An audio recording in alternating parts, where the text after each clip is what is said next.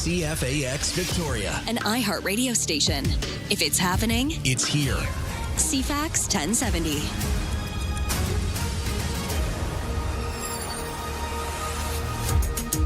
Oh, hello. Good morning. It's 6 o'clock on Thursday, August the 20th. 14 degrees right now at the Victoria International Airport. Expecting another sunny day. We'll get you a full forecast in just a moment. Right now, the news begins. We say good morning to Lisa Best. Good morning, and thank you, Ryan. North Couch and Duncan RCMP investigating a break-in at a local business. It happened early Monday morning, just after 6 o'clock. Police say someone broke into the Ginger Room Salon on Craig Street, gaining entry through the front door. Surveillance video shows a suspect making a beeline for the cash register at the front counter. Police haven't said what, if anything, was taken. The suspect, described as white with a medium build, dressed in black. He was carrying a black backpack with a teal container on the sides. That would be the only obvious marking evidence. Anyone with information is asked to call RCMP in that community. We're slowly getting a trickle of details on this new pending trade deal between Canada and the U.S. as negotiators hammer out the final agreement before tomorrow's deadline. It's 9 o'clock our time tomorrow night. But once again, it's mostly U.S. officials who are speaking publicly about it. CTV's Michael Couture has the latest from Washington, D.C., where trade officials addressed the media following yet another meeting yesterday. Really strengthen the North American economy. Three sources tell CTV News there are reductions in the Section 232 tariffs on the table. Those would affect industries like steel and aluminum. We may bring some of the tariffs down to a level where other countries are, because Canada was paying a higher tariff. U.S. President Donald Trump has long complained about American access to Canada's supply-managed dairy sector. The tariffs will be non-existent for our farmers. Our farmers were paying tremendous tariffs into Canada, and those tariffs are going to be totally eviscerated, down to zero. Meantime, Canada-U.S. Trade Minister Dominic LeBlanc insisted yesterday supply management remains intact and protected in this new deal. The devil could be in the details here. As American officials champion their work reaching a deal, learning more about the conversation between Mark Carney and Canada's premiers yesterday as he looks to get them on board with the terms involved. Ending provincial booze bans remains a key part of allowing this deal to move forward. CTV News chief political correspondent and CFAX host Vassy Kapelos explains what she's been hearing. The Prime Minister very directly made it a personal ask that essentially told the premiers this is what is necessary to advance this deal. And I am making the ask of you, and I will wear it politically should that be necessary. The sources I spoke to said that there's cautious optimism among the premiers, and that, you know, by and large, the impression left was that most, if not all, are willing to kind of help the Prime Minister out. She says the premiers are reserving the right to reinstate booze bans and should Donald Trump impose any future tariffs. Meantime, reaction to this nearly sort of kind of finalized deal is mixed so far. I think the whole thing's kind of ridiculous. Like, we should have a good relationship with Canada. I hope it's over, and I hope it doesn't happen again, but we've gone through this multiple times. There was skepticism among many, not just about whether this deal will get done, but also whether U.S. President Donald Trump won't change his mind down the road. He, goes one way one day, and then, 3 weeks later he goes, oh, well, that was the worst deal ever, and, so who knows what's going to happen. Heather Wright, CTV News. We'll keep you posted. We thought maybe they'd move back to North Saanich since they loved being on the island so much, but no, it looks like Prince Harry and Meghan Markle have announced their plans to move from California back to the UK. The reports indicate their children are set to start school in the UK in September. The move comes not long after Buckingham Palace confirmed the couple reunited their children with their grandfather, King Charles, and Queen Camilla after 4 years apart. The family has been living in Montecito, California since 2020, saying they wanted to step away from their royal role. And have a listen to this news. National Radio Day. August 20th is set aside to honor the pioneers who brought what you're listening to now to life. From Heinz to Tesla to Marconi, the pioneers who laid the groundwork for wireless transmission, to Reginald Fessenden, who made the first entertainment broadcast in 1906, to groundbreaking stations like KDKA in Pittsburgh. We also remember the role radios played throughout history, taking you live to events that shaped the world. So listen, enjoy it. And if you'd like, let the DJ or host know you appreciate them. In New York, I'm Daria Albinger. DJ Ryan, it's got a ring to it. Oh, that's a great story. Happy Us Day, Lisa. Happy Radio Day. Radio Day. We knew we were getting up early for a reason, and you're it. That's your news at 6:05.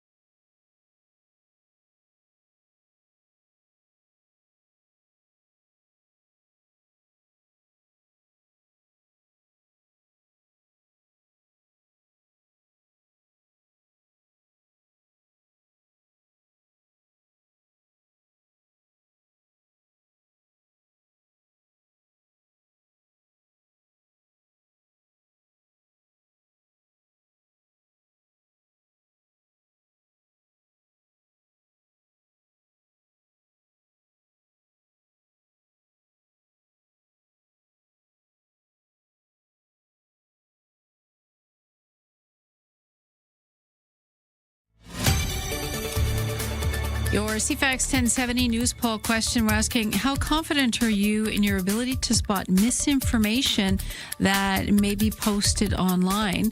Currently, 28% are very confident, 65%, the vast majority, are somewhat, 8% aren't confident at all.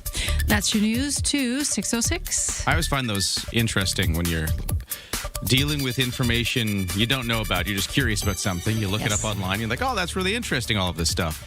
And then you look up something that you know deeply about, and you realize all the inaccuracies. And then I tend to think, well, hang on. If all of this is half wrong, what about the stuff that I was reading about the thing I didn't know about? Right. Could that have been all wrong and I just didn't know?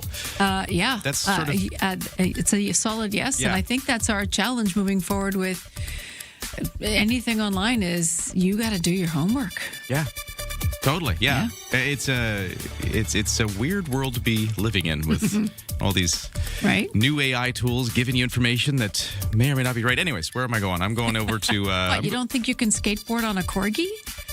What? Well, I can confidently tell you that the meteorologists are predicting a mainly sunny day with a high of 24, a humidex of 28, and right now it's 14 degrees. At least that's true. You know what else is true? I can tell you about the sports scores. I know these ones. The senior Victoria Shamrocks lost 5-4 to the Coquitlam Adnacks in Game 3 of the WLA Finals in front of a home crowd at the Q Center. That puts Coquitlam into a 2-1 series lead. Next game tomorrow, back in Coquitlam, so home court advantage for the Adnacks tomorrow as that series continues. WLA final. At the Minto Cup, in our other big Shamrocks lacrosse event we're following, this is the junior A level. Victoria Shamrocks got through to the final set of games. They're doing great. They beat the Calgary Mountaineers 9-2 last night, and the Shamrocks will now move on with the Raiders Lacrosse Club to play in the final round of the Minto Cup. Over to soccer, Houston leapfrogging Vancouver into the top spot in Major League Soccer's Western Conference standings. Jonathan Bond earned his fifth straight clean sheet in the Dynamo's 1-0 win. Elsewhere, Montreal edged Columbus 2-1. Toronto FC played Charlotte FC to a 3-3 draw. And frustrations for the Blue Jays last night, as much of the blame for their 7-6 loss to the Rays is now being placed on two hard-to-ignore defensive mishaps by outfielder Jesus Sanchez. Starting pitcher Max Scherzer showed his anger with those plays on the field, but after the game, he refused to throw his teammate under the bus. Here's what he said in the post-game. Obviously, a misplay, mistakes, but I'm not going to sit here and point fingers and talk about those things. I look at myself and I take accountability for my mistakes. I'm a team guy. I don't sit here and point fingers and talk about other people's mistakes. I talk about my mistakes, and I'm accountable, and I stand here in front of myself and answer mistakes that I made. It's a good thing they do the interviews post-game and not in the moment. That's what that is. Anyway, the Jays remain one game back of a playoff spot this morning, and they wrap up their series in Tampa Bay this afternoon. That's your CFAX Sports at 6:09.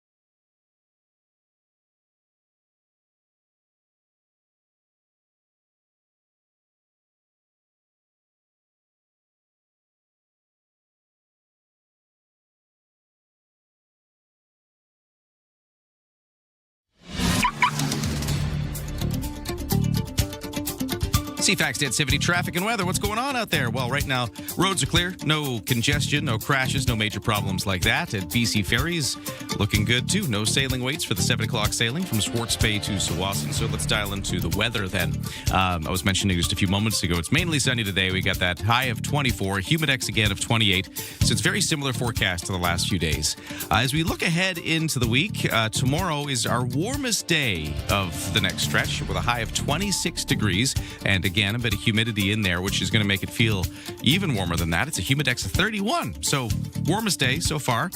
Then we get into the clouds. And you know how I've been saying, if you've been listening all week, and you could hear my trepidation in my voice. We're listening. Every day You're this week I've been pausing a like, lot. the forecasters are saying clouds this weekend, but so far no rain. I've kept saying. So far no rain. Keep saying. Didn't believe it. And lo and behold, look at this forecast. It is now overcast Saturday and Sunday with some showers coming overnight Saturday. Maybe a few scattered showers continuing into Sunday. Do you remember what I said on Monday? What did you say on You Monday? said cloudy. I'm like, it's going to rain. Yeah, you did. You did. And the whole week, I've also been like, I don't know. It says all these clouds, but... You know why? Why? Well, it's the weekend. No, No? because we have high humidity right now. Yeah. And with that, there's usually a chance of storms. Well, and there's some little lightning bolts in that forecast, too. Yeah. Well, there you go. We got a bit of rain coming. For the Smattering. For the greater Victoria area, kind of overnight into Saturday, overnight Saturday into Sunday. But it does clear up right on time for Monday of next week. Figure. Yeah, it's going to look back to the mix of sun and cloud with temperatures into the 20s once we hit Monday. But there you go. That's what the forecast is doing. We'll keep our eyes on it. And if you are in Saanich by the University of Victoria, you're sitting around 15 degrees right now. It's 12 degrees in Langford. On the markets, opening bells to ring a little later this hour, so let's take a look at how the markets closed off yesterday. Here's Aaron Sousa. Canada's main stock index nudged higher yesterday after the U.S. paused plans to impose hefty tariffs on Canadian goods. Toronto's S&P TSX rose 33 points to 36,401. In New York, the Dow was up 119 points. The Nasdaq was up by 41. In Tokyo this morning, the Nikkei climbed 1.3%. The Hang Seng in Hong Kong gained 203 points. Our dollar's trading near 72.59 cents U.S. Some premiers are optimistic about a Canada-U.S. trade deal. This after President Trump announced a 3-day pause on 50% tariffs. Nova Scotia's Tim Houston says provinces have been asked to restock American alcohol in exchange. WestJet must eliminate its 300-pound weight limit on mobility aids by next July. The Canadian Transportation Agency has ruled it an undue barrier for those with disabilities. And CTV is switching its daytime talk show The Social to a video podcast on YouTube. Co-host Marissa Grello is also stepping away to focus on her health podcast. From the Canadian Press, I'm Aaron Sousa. Don't attempt your morning commute without us. Ryan and Lisa, mornings on CFAX 1070. And we're so glad you could join us here on a Thursday morning in Victoria as we get this day rolling. And Lisa, you've been talking about in your news all of the sort of next phase of this trade situation with the U.S., which seems to be, can Mark Carney ask really politely for all the premiers to please put the alcohol from the United States back on the shelves? It would really make things go easily, fellas and ladies, if you could just do this for us. Throwing alcohol into any kind of relationship, I find works very well in negotiations. Yeah. We all just get along. And then if you have too much, you end up fighting. But, well, we're already past that point, actually. Yeah. That ship has sailed. But, yeah, it's interesting that booze is sort of the low-hanging fruit in this discussion. It's what everybody's picked up on. Of all the other things, like we say, from honey to hockey sticks to widgets, like everything that they were looking at, what was it, drapery or something at some point? I don't know.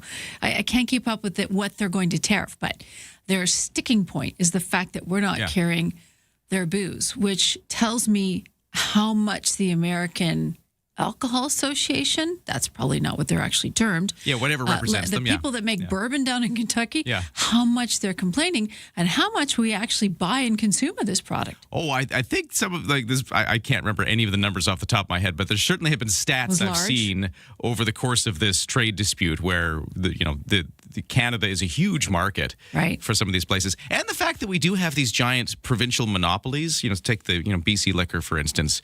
I mean, it's the the big It's a juggernaut. provincial juggernaut that is buying. So even though there might be countries with bigger populations, just as a single customer, it's a pretty big customer to lose if all of a sudden, the BC Liquor Board or that entity stops buying all of your booze. It shows up on your stats. Yes. And that's dollars and cents for the producers. And that's just one province.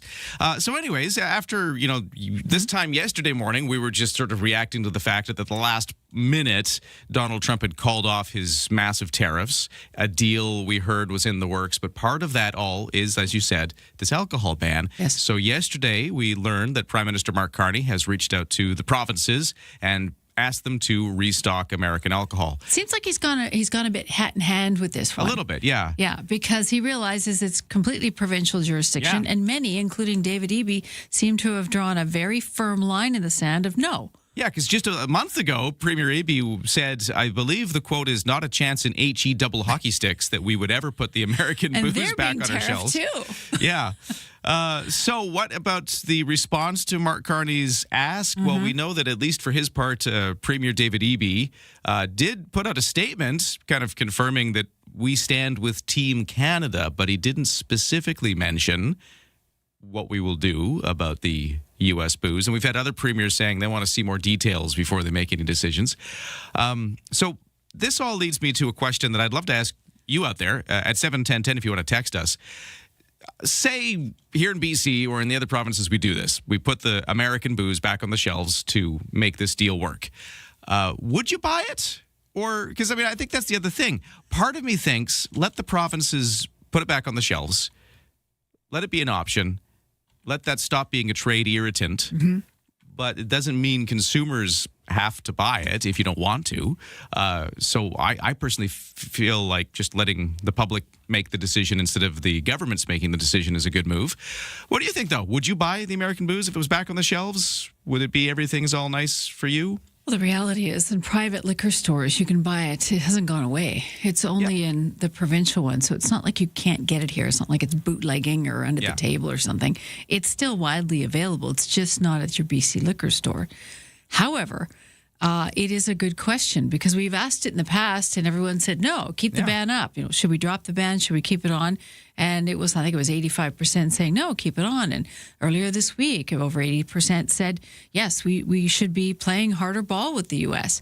What's unfortunate here is we had Jeff Ginyard on yesterday, and he said, we've always gotten along splendidly. Yeah. With our American producers and with the, say BC wineries and BC alcohol production, we've always gotten along so well. And it's really unfortunate this is happening. Maybe we should have those people at the table more. Just a thought. What do you think? 71010. We'll get into that conversation in just a moment. But first, it's time for the news. And here with the headlines, it's Lisa Best. Thank you. And wildfire situation, we have 123 wildfires currently burning this morning in this province. 43 of those are considered out of control. We've had 6 new starts in the last 24 hours, 18 fires burning on Vancouver Island as of this hour. That includes 6 considered out of control, going in the right direction. We had 8 out of control yesterday. Firesmoke.ca shows wildfire smoke levels across Greater Victoria and the vast part of Vancouver Island, actually fairly non-existent today, at least for southern parts of Vancouver Island. Today into tomorrow, it looks like very, very clear skies with the warm weather we've got underway. On the mainland, a stage re-entry is continuing in the community of Summerland, where about 50 buildings were lost to the Bald Range wildfire, where residents were forced to flee, sometimes with a moment's notice, earlier this month.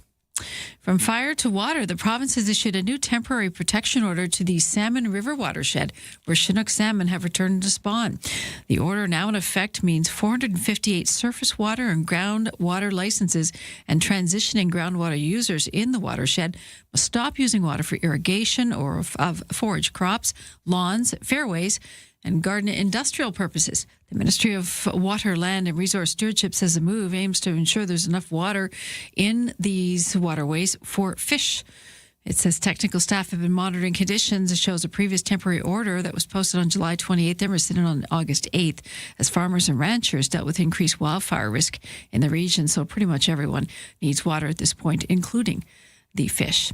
And Canada's biggest grocery chains find themselves in quite a sticky situation after being accused of negligence for selling watered-down maple syrup in their stores. The class action lawsuit filed in Quebec's Superior Court claims that Loblaw, Metro, and Sobeys betrayed customers' trust for years by selling cans of maple syrup from a producer southwest of Montreal that were allegedly cut with cane sugar, though they were advertised in the packaging as being pure maple syrup. That's your news to 6:20. We'll get into that conversation with you at 7:10. Should BC put U.S. liquor back on the shelves? And if so, would you buy it? Your reaction next.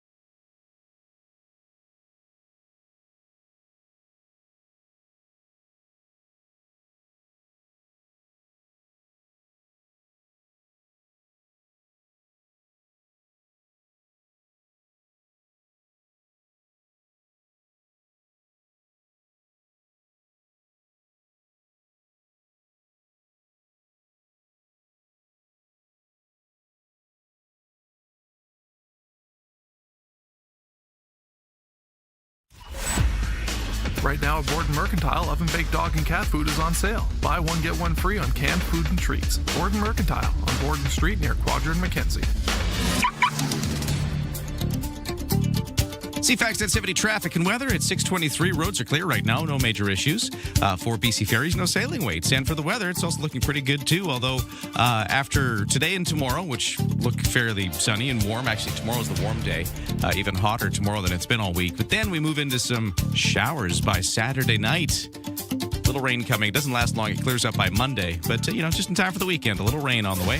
Thanks for starting your day with us.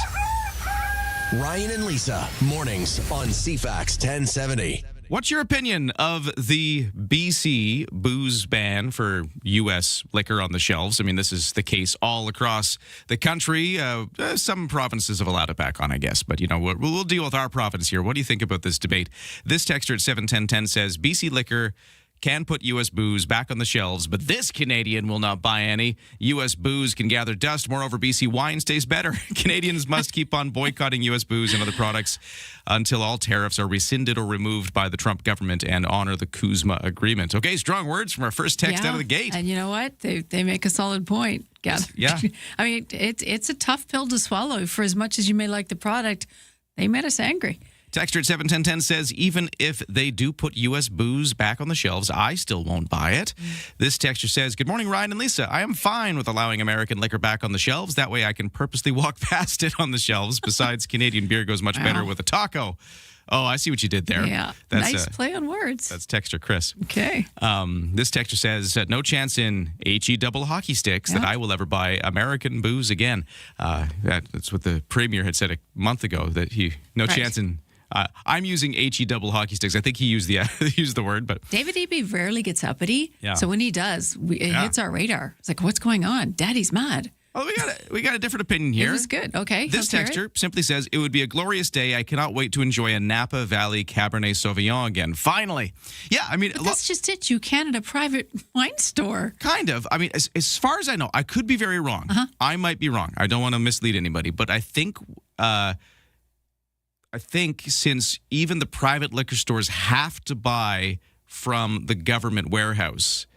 Since they're allowed to sell what they have. Okay. But it's the restock won't happen unless the BC government allows it back. Maybe you can't get your favorite product then. It will eventually dwindle if it hasn't already. Is my understanding. I could be wrong though, so I don't want to. But wine does well collecting dust, so maybe we'll have better vintages in the end. Nice and aged. Texture says, put it back on the shelves, but I'm not going to buy it, so elbows up, says this texture. Okay. This texture says, no USA booze, 'cause of Kuzma here. And this texture says, I would buy American alcohol. As far as I can see, there are bigger problems happening in BC than anything the U.S. is presenting to us. Okay. And then this texture says, I think dropping the ban is fine now. I think we've made the point. And if that makes the tariffs go down, then it means we're flexing our power correctly. But also, I won't be buying it. Well, actually, they have a point because if we're using it as a leverage stick, it certainly has made a dent, hasn't it? Yeah. No. So... Yeah, maybe it was a good move, but maybe it is time to use it as a playing card. They can put it back, but we don't need to buy it. Put it on the bottom shelves, says this texter at 71010. Let's see, this texter here says, if it gets a reasonable deal, put the liquor back on the shelves. We can choose whether or not to buy it. Lots of folks are still not buying other U.S. products. Just ask a grocery store. Obviously, this strategy helped get the deal. We can always do it again if the deal isn't honored, since we know it works. Gotta support the team, says this texter at 71010. And then this texter simply says, I can't wait to get a good bourbon. Bring it back. I got a bottle sitting in my cupboard that I bought probably a couple years back, and I'm waiting to have a whiskey sour, and I'm just waiting. Yeah. Because once we get this all done and dusted and sealed, then I'll worry about buying another bottle. But I don't want to crack it open because I bought rare. it like 2-3 years ago. It's like I'm just waiting. Yeah. Maybe I'm waiting for that celebratory drink. So there you go. When we finally become friends again. That'll be nice. I'm looking forward to that day. Yeah. I'll drink what I like, and if it's American, then I'll drink it, says the texture. Well, and that's a good point. Like, that's why I think just taking the government out of this equation at this point, since, as some of our texters have correctly pointed out, it's worked. Clearly, the booze ban the provinces did got the attention of the Americans, and we could use it as leverage. But at this point, maybe leave it up to you, the individual, to make your decision. And it is ultimately up to you as the individual. But there's a lot of high emotion in play here. Canadians don't get mad that easily. Yeah. You know, we say sorry a lot just because. People from other countries ask me, why do you say sorry? I'm like, I don't know, it's just our thing. We're polite. So we're not sorry anymore. And it's showing up in our alcohol, in our drinks. This texter says a private liquor store recently had a full shelf of California wines, but virtually no bourbon. Oh. And I wonder if that's, again, I don't want to mislead anybody, but I wonder if that's the issue. Like, if they've run out of the bourbon, they can't restock it because there's no way to get a new stock. They could sell what they had, but if they still had a bunch of wines kicking around. I was in a private store on the weekend, and I was buying specifically from wineries in Summerland to show support. Yeah. I bought 2 bottles and not that many. But California was well stocked. So it's still there. Yeah. They still had a lot of product from stateside. But when it comes to hard liquor, your bourbons and your specialties from the States specifically, maybe not. Well, and this is just to get geeky about things. With wine, there's so many choices. Like, you've got a whole world of producers, either locally, or you go to Europe, you can go to South America, you can go to Australia, you can go to South Africa. There's all these places making wonderful wines, whereas bourbon is pretty specific, I find. Like, it's people who are really into bourbon, like that. Yes. You're not finding good. Another option. So maybe that's why there's that difference. Need that much corn. Someone just texted, I really miss the orange juice concentrates. Bring back the frozen orange juice.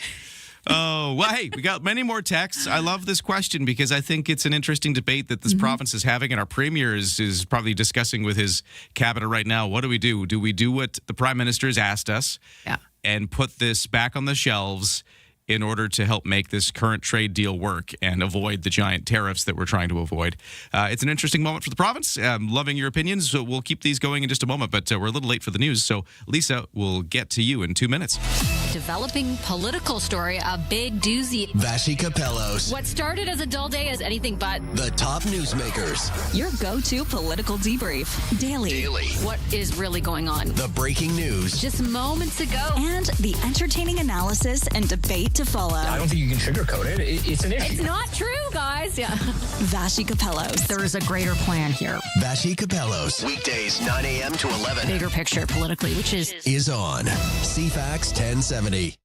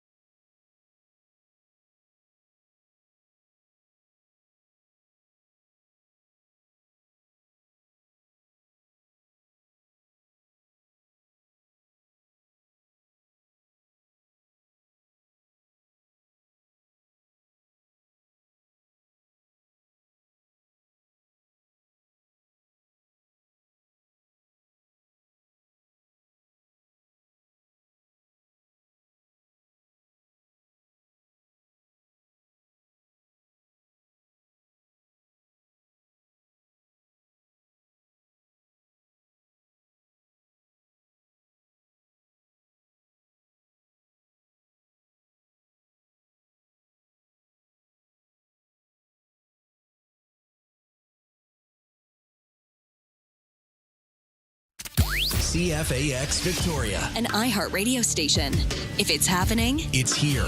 CFAX 1070. Good morning, 6:32 on this Thursday, August the 20th. Looking at some sunshine again today. We hear rain might be coming Saturday night. Full forecast in a moment. But first, the news with Lisa. It's 6:32, and take it away. Thank you. BC wildfire update, 123 fires burning in this province this hour, 43 of those considered out of control. There's been 6 new sparks in the last 24 hours, 18 fires across Vancouver Island, including 6 that are considered out of control. Those are all up island. The BCSPCA says it's been offering emergency boarding services to fire evacuees to care for their pets during times of displacement. Spokesperson Keila Wolf says there have been all hands on deck during this devastating wildfire to date. Wolf says the Animal Protection Organization has cared for more than 120 animals since July, and 45 remain in care. The emergency boards we do have and have had in care, they range from dogs, cats, kittens, puppies. We also, interestingly, have one gecko in care, probably the most interesting of the animals that we have had in as emergency board specifically. A gecko. Dozens of posts on social media shows pets, mostly cats and dogs, remain missing after evacuations in Summerland. Some people left with a moment's notice, but one resident who lost her home near Falder was recently united with a tarantula and a salamander who miraculously survived the blaze. A stage reentry is unfolding in that community in the Okanagan after that wildfire. The Bald Range wildfire forced 12,000 residents to flee earlier this month. On another note, when we talk about wild critters, we're going to hear from Wild Ark coming up in about 15 minutes at 6:50. They're caring for over 32 young raccoons, sort of overrun by these little jimothies. So we'll bring you details on that coming up in about 15 minutes. To the trade war now. Canada and the U.S. seem to be getting closer, sort of, on a new trade deal. So much so that the Prime Minister is giving an update to the country's premier. Speaking to reporters yesterday after the meeting, Canada-U.S. Trade Minister Dominic LeBlanc says it was a good discussion with the premiers. After we updated our cabinet colleagues, the Prime Minister convened a First Ministers meeting. All of the premiers participated, and it was a constructive and, frankly, a very important conversation.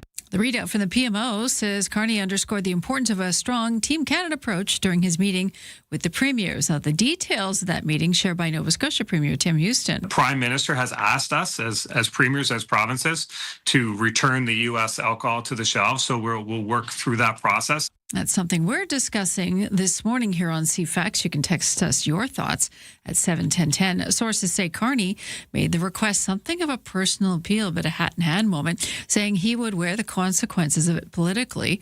Meanwhile, a new Leger poll out this week reveals 47% of Canadians asked believe a federal election should be called if and when a new trade deal becomes official. No surprise that the biggest support comes from Conservative voters.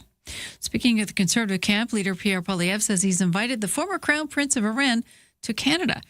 Reza Pahlavi is touting himself as the best person to replace the Ayatollah and oversee the transition to democratic elections in that country. Poilievre says he's not fully endorsed the new would-be leader, but said that a by-election campaign event in BC last week that he would meet with Pahlavi virtually. Our view is it is not the role of Canadians or any foreign government to tell Iranians who should run their country, but there should be a free and democratic Iran that is in the hands of the Iranian people. It is up to the Iranian people to shape themselves and shape their country through free and democratic elections and constitutions. Pahlavi's father was Shah, who ruled Iran until the 1979 Islamic Revolution, which sent the royal family into exile. The Crown Prince now lives near Washington, D.C. The U.S. war in Iran has waged for over 7 months now, and it doesn't appear to be helping the U.S. president's popularity. A new poll is showing his approval rating at just 33%. That's your news to 637.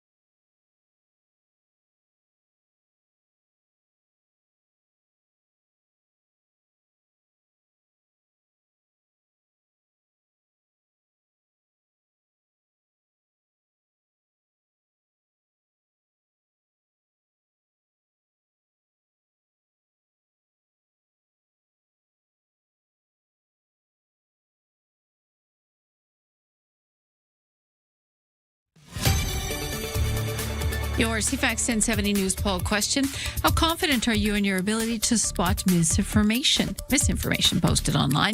The vast majority, 65%, say somewhat, 26% say very confident, 9% not at all. You can vote at CFAX1070.com, also the iHeartRadio app. I'm Lisa Best, your news time, 6:38. Thank you, Lisa. We'll get back to your texts in just a second. What do you think? Should BC put U.S. booze back on the shelves, like the Prime Minister has asked us to do? And if it did get back on the shelves, would you buy it? But first, let's get to the CFAX 1070 sports. Lots of the local lacrosse to update. So the Minto Cup, let's start there. It's being hosted in Alberta. We got the Victoria Junior A Shamrocks now through to the final set of games. They beat the Calgary Mountaineers 9-2 last night. So with that, they move on to the final round, which will be the Junior A Shamrocks versus the Raiders Lacrosse Club. So that'll move on. Now for the Senior Shamrocks, they were playing last night at the Q Center. They lost 5-4 to the Coquitlam Adnax. This was Game 3 of the WLA Finals. So this puts Coquitlam into a 2-1 series lead. Next game tomorrow night back on the mainland. For the Blue Jays, 2 mistakes by outfielder Jesus Sanchez stood out like a sore thumb in the Blue Jays' loss to the Tampa Bay Rays last night. In the fourth inning, what looked like a routine fly ball was simply missed. And that's a popper. Short left with some hang time. And Sanchez has that one bounce and then kick away from him. I have no idea what he is doing. And I don't think anybody else does either. Tampa went on to score 5 runs in that very inning. Toronto responded impressively, but despite 9 hits, they lost the game 7-6. Jays and Rays wrap up their series this afternoon. And over to the Whitecaps, who were in action last night. Houston managed to leapfrog Vancouver into the top spot in Major League Soccer's Western Conference standings. Jonathan Bond earned his 5th straight clean sheet in the Dynamo's 1-0 win over the Whitecaps last night. That's your CFAX Sports 2, 639.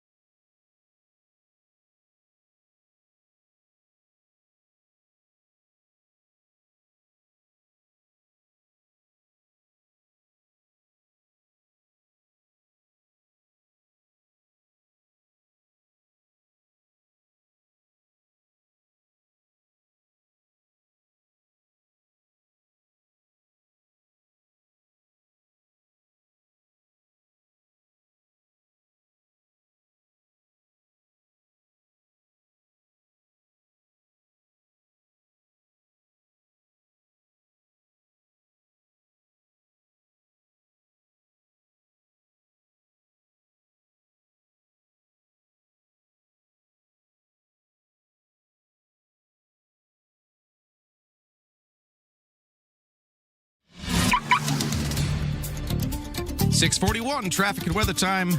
And it's pretty clear right now. Starting to see a bit of the volume building on the Trans-Canada Highway. No major issues, just folks slowing down through the construction zone where they continue to widen that bus lane. A construction project which I think still goes until next year. Just saying. But everything else is clear today. BC Ferry is looking good too. 7 o'clock sailing is coming up with lots of space left. Now, the weather forecast today, it's very much like the last few days. We got mainly sunny skies, highs of 24, a humidex of 28, so feeling warmer in that humidity. Man, a lovely warm night depending on where you were yesterday. With a little bit of that humidity in there. I was outside for a bunch last night. Just perfect evening. Kind of looking at that again today. Tomorrow gets even warmer. We're going to see a high of 26, but a humidex of 31, so it could feel quite warm. We're also going to start to see the clouds build. And with all that humidity and all those clouds, it's coming. We now have the showers into the forecast. Sort of Saturday night is when it's expected, lasting until Sunday morning, and then maybe just a chance of showers into our Sunday. Clearing up by next week, though. Monday onwards looks like it dries up, and we get the sunshine back. In the kitchen, in the car, and at the office.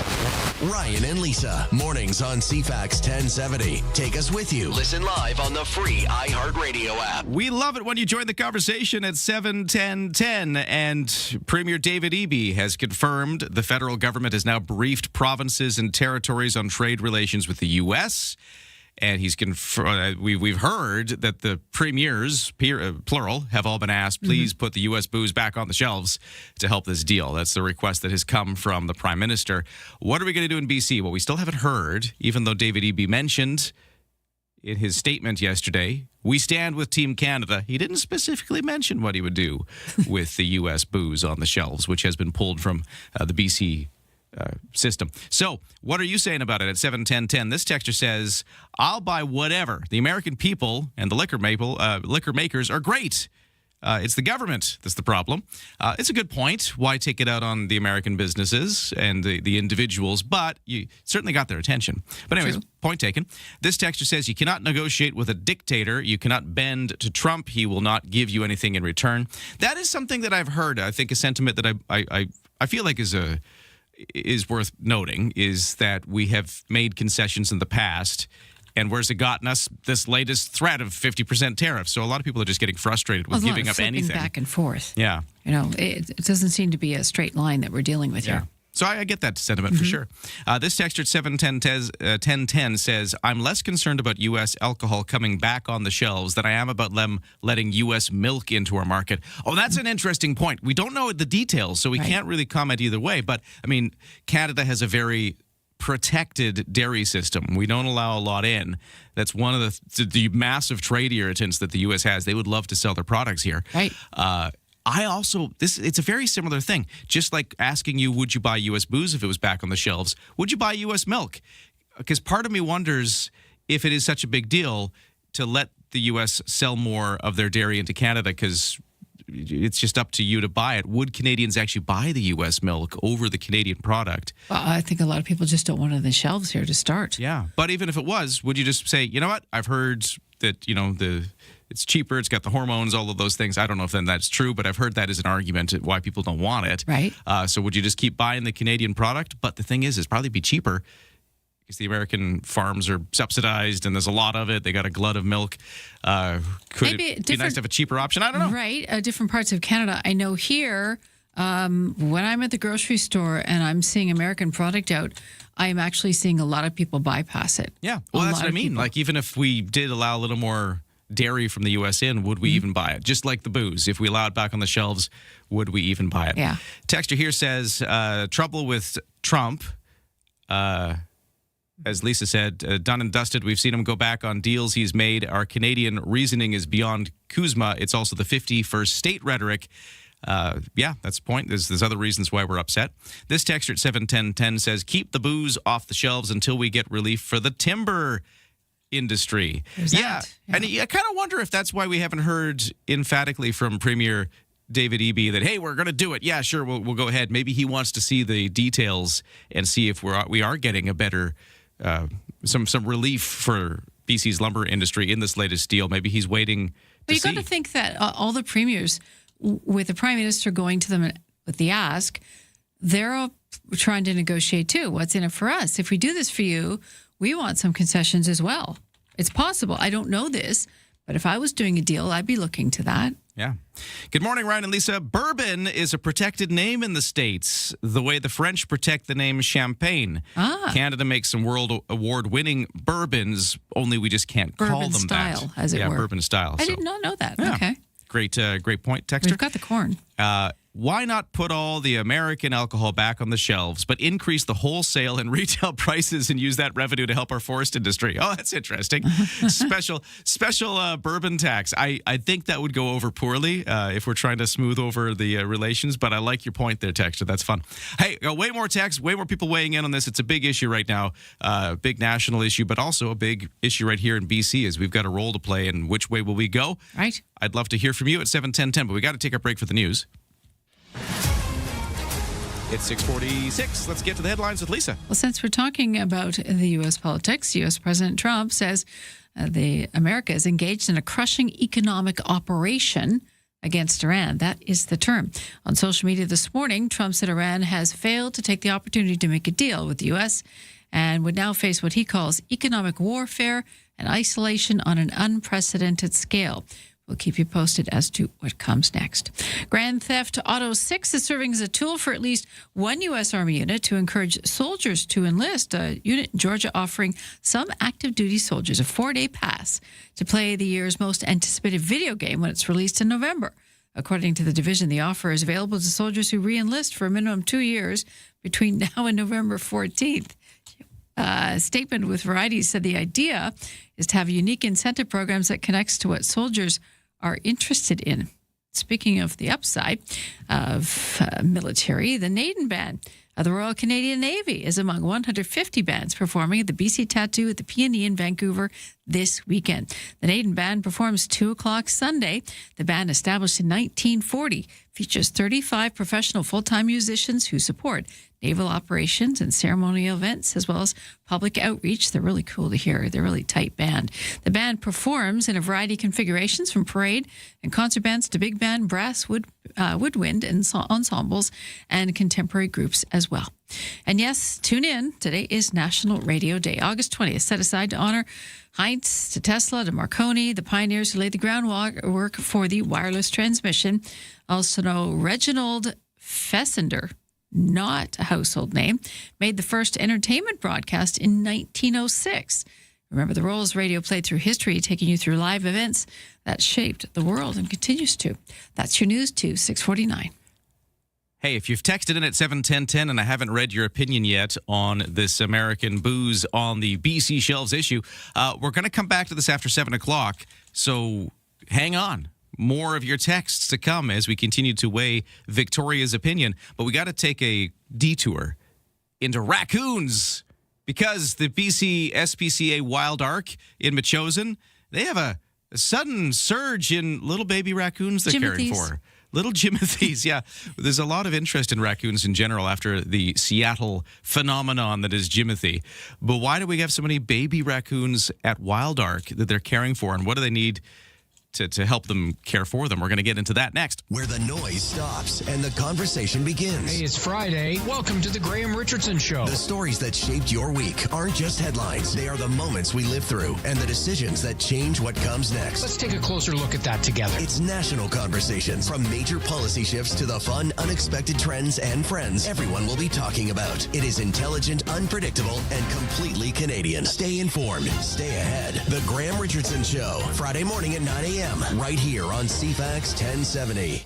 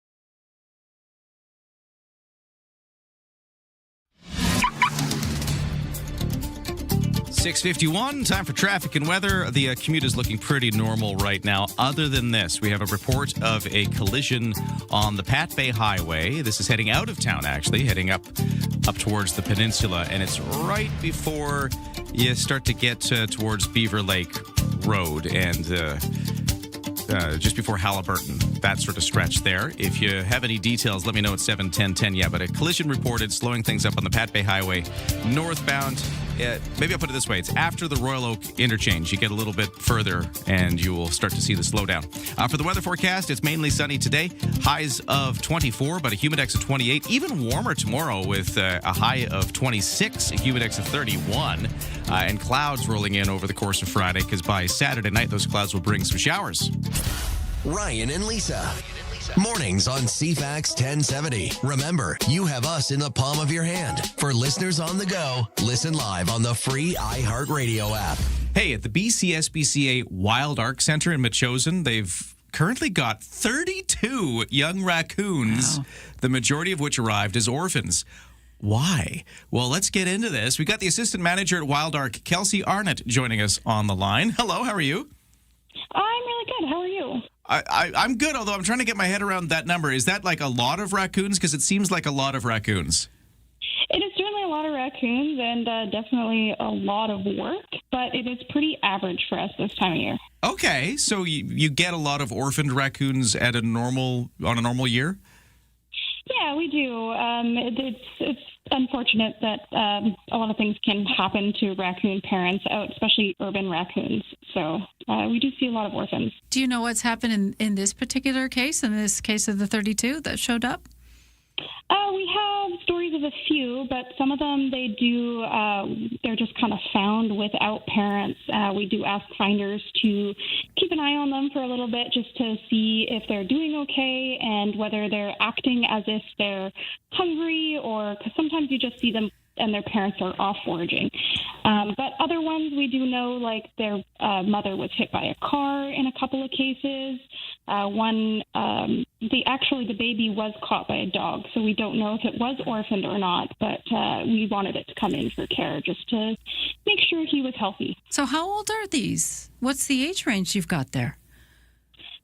So they would have been born in early July, most of them. So that's kind of the season that they are being born. So they're all pretty young. So that's why there's maybe so many right now, because this is just typically raccoon baby season? Exactly, Okay. yeah. That is the season. Any of them that are kind of born later, unfortunately, don't tend to make it just because it's not the proper season for mom to be getting the proper nutrition.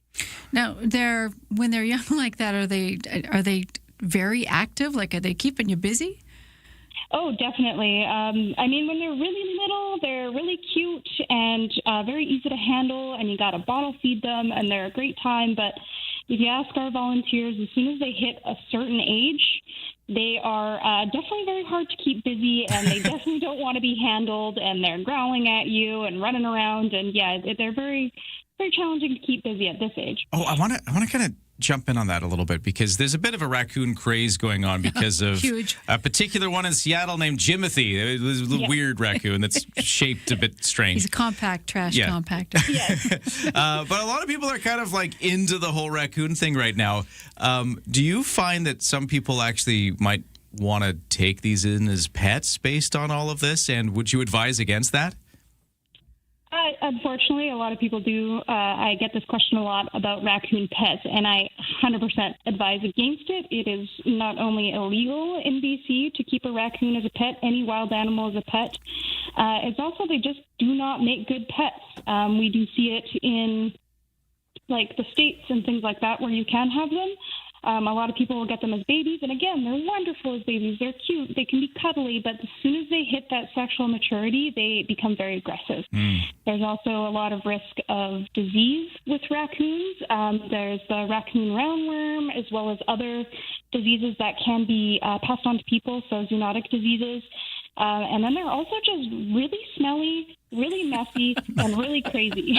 So there's a lot of arguments against.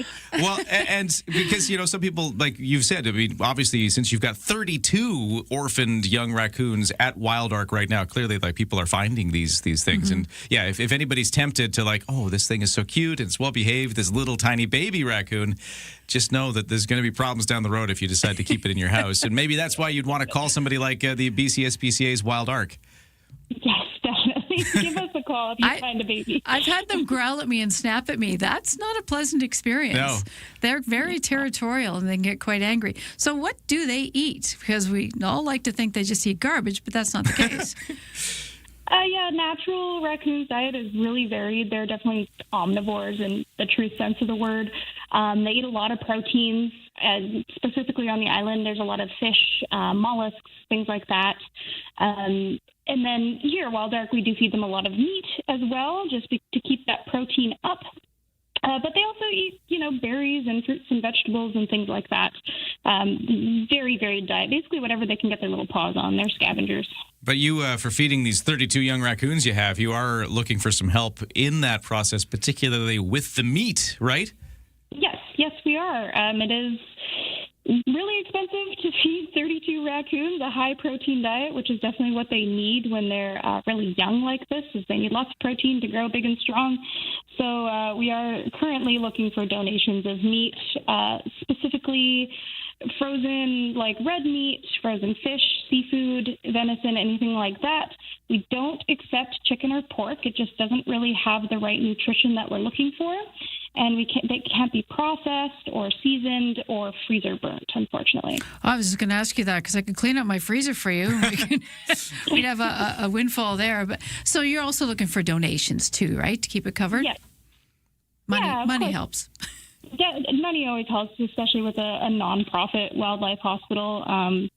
You know, it is definitely very expensive to keep us running with so many different critters. There is, if you go on our website, there's a chance where you can buy me dinner, so you can specifically buy a raccoon dinner if you'd like on the BCSPCA's website. Yeah. Okay, so go to the website if you want to find out more, or if you got some frozen meat that's applicable and meets the criteria you laid out, do reach out to the BC SPCA Wild Ark in Metchosin, currently caring for 32 young orphaned raccoons.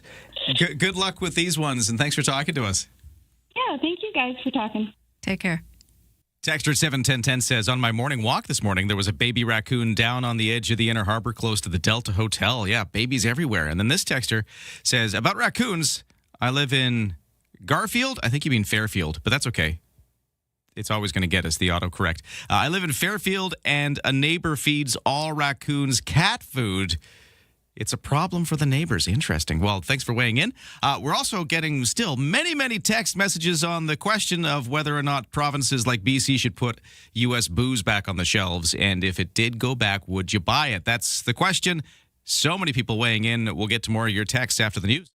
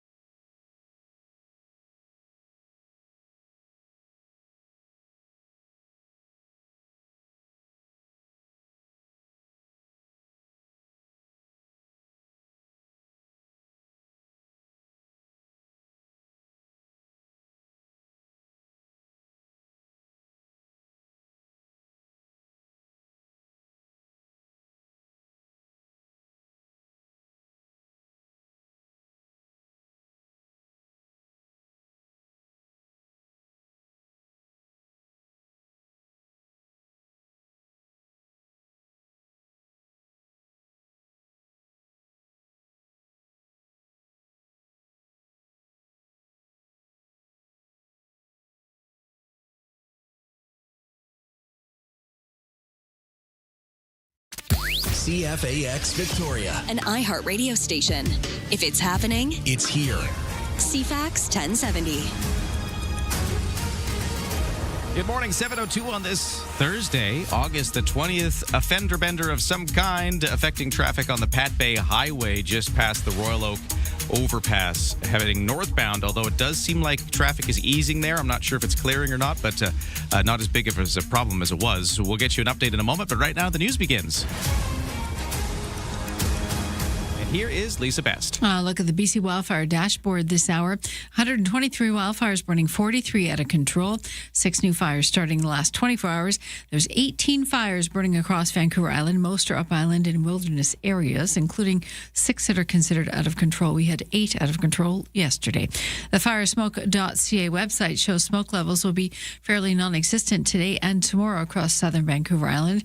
On the mainland, a staged re-entry is unfolding in Summerland. After that, Bald Range wildfire forced 12,000 people to flee the flames earlier this month. More than 4,500 properties in Summerland have been taken off the evacuation list, but they remain on evacuation alert, meaning they should be ready to leave at short notice. The Bald Range wildfire that forced them out continues to burn out of control, but away from the community. Some residents are now returning home to the stenches of wildfire smoke and rotting food in their fridges. For others, there's no home to return to. Some on the outskirts are still waiting as crews assess the ongoing risks and work to repair power infrastructure. Jason White, The Canadian Press. We're learning a contingent of Canadian ministers now heading back to Washington, D.C. today for more meetings with American counterparts as officials try to hammer out the pending trade deal across the finish line.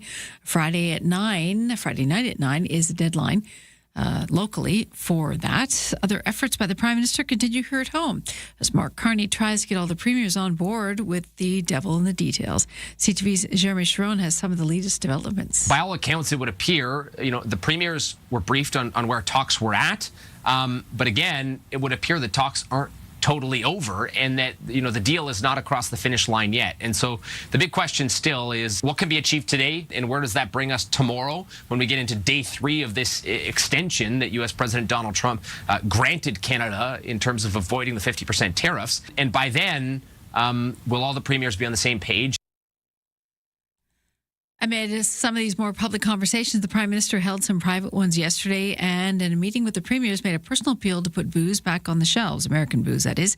CTV's Mike Walker's getting reaction on the street. We'll stick with Canadian products, thanks. We found it no challenge really to move on from American red wines to Australian and South American red wines. The U.S. alcohol industry is hoping relations can return to normal. We have lost 73% of our exports. If American alcohol returns to shelves, a recent poll from Nanos Research for CTV News found 74% of Canadians are unlikely to buy it. I like California wines, and I want Ford to put it back. Many consumers still leery. I don't trust anything Trump says. I never have. If this is in fact a done deal. Mike Walker, CTV News. Kids going back to school soon enough, and an eye expert alerting parents of what signs to look for possible vision problems with children. Maybe it's not a reading problem after all. Margine Culp is a professor of optometry at the Ohio State University. Says it's very difficult to keep place when reading problems are caused by things being murky on the page.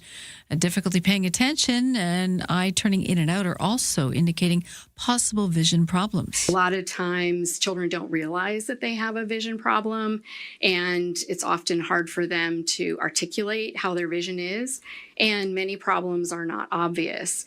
It's recommended school-aged children get an annual eye exam. Studies show kids who get screenings and glasses have a better chance at passing their exams. Makes sense. That's your news to 7:06.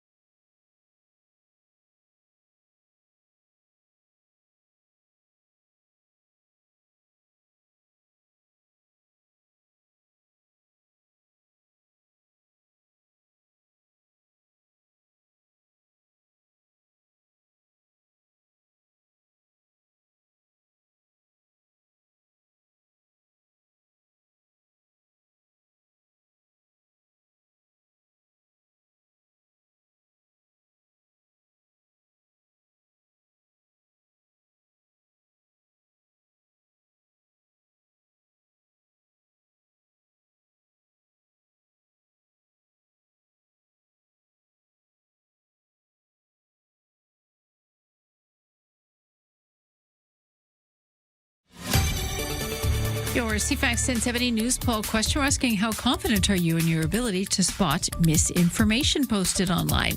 65% say somewhat, 26% say very confident, but 9% say not at all. You can vote now at cfax1070.com, also the iHeartRadio app. And Lisa Best, your news time is 7:07.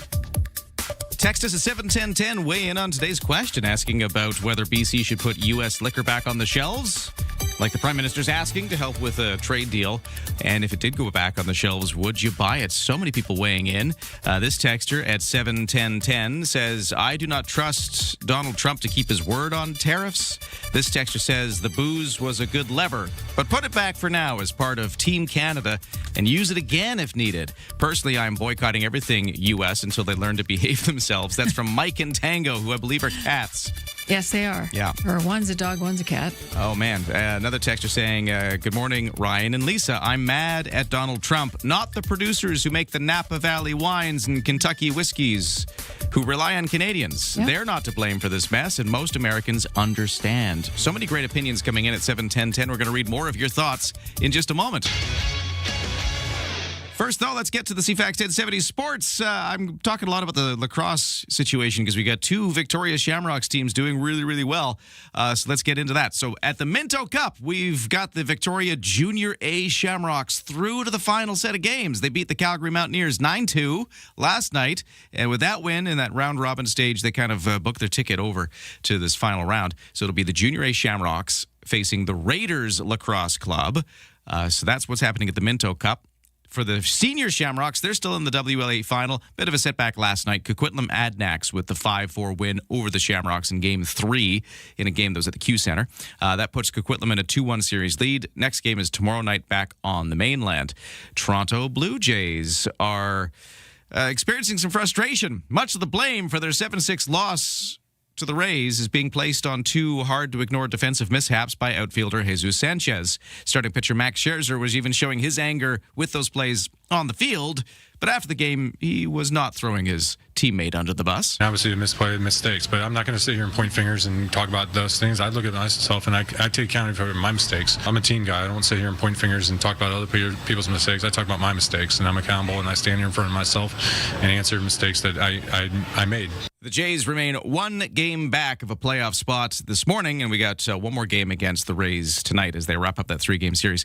A disallowed goal could have been a difference maker for the Whitecaps last night in MLS soccer. Vancouver fell 1-0 to the Houston Dynamo after Rayon Elumi's goal in the 64th minute was scratched following a video review. Whitecaps head coach Jesper Sorensen says he disagrees with the official's decision that there was a foul on the play. But you know what? I'm not the referee. They called it a foul, and that's something that you sometimes have to accept, that it goes against you. I think it was tough, but it's, yeah. Sorensen also says his team did have other scoring chances, but their finishing was, quote, horrible. CFAX Sports Time, 7:10.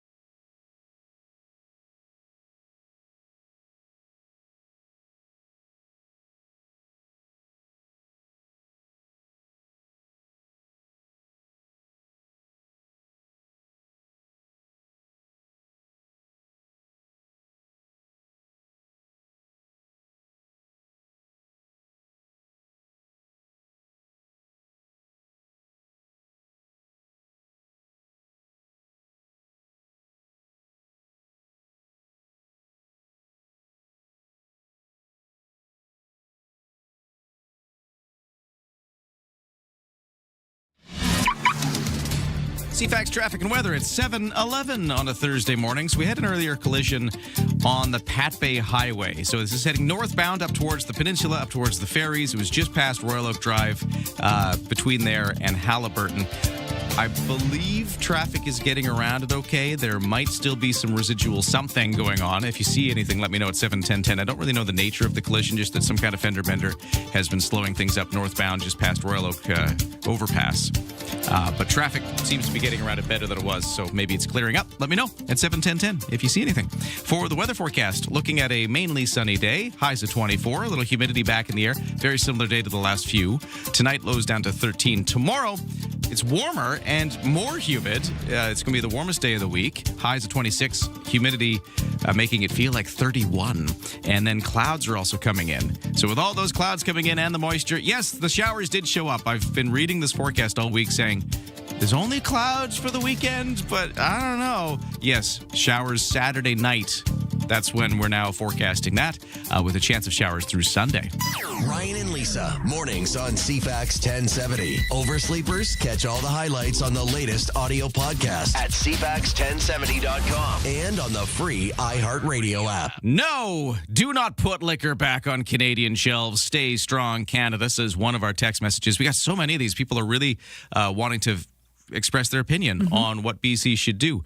This after Prime Minister Mark Carney yesterday asking the premiers, please put the U.S. booze back on the shelves. It's all part of trying to make this deal with the United States that should get us out of that 50% tariff threat on a number of Canadian products, and also, I don't know, maybe get us a bit of a calmer situation with trade, although I think a lot of our texters are expressing distrust in the U.S. administration for good reason. Nothing's been calm yet.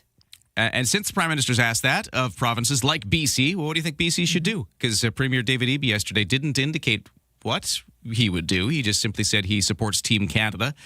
This texter at 71010 says, as long as Donald Trump is in power, there is no way you can trust what he'll do next. And that's from Lyle texting in. This texter says, the USA cries when we don't buy their products, but they think they have the right to put tariffs on a lot of our products. Yeah, it is maddening, isn't it, texter? You're right. It's a crazy situation. Yeah. It doesn't, I mean, it doesn't seem fair, but there's nothing necessarily fair in business. It's all what you negotiate. This texter says, the local brew made by the people that make the Empress Gin also make an excellent whiskey. Oh. They're not making it anymore, though, and it's our loss. Oh, so they don't do it anymore. Interesting. Yeah.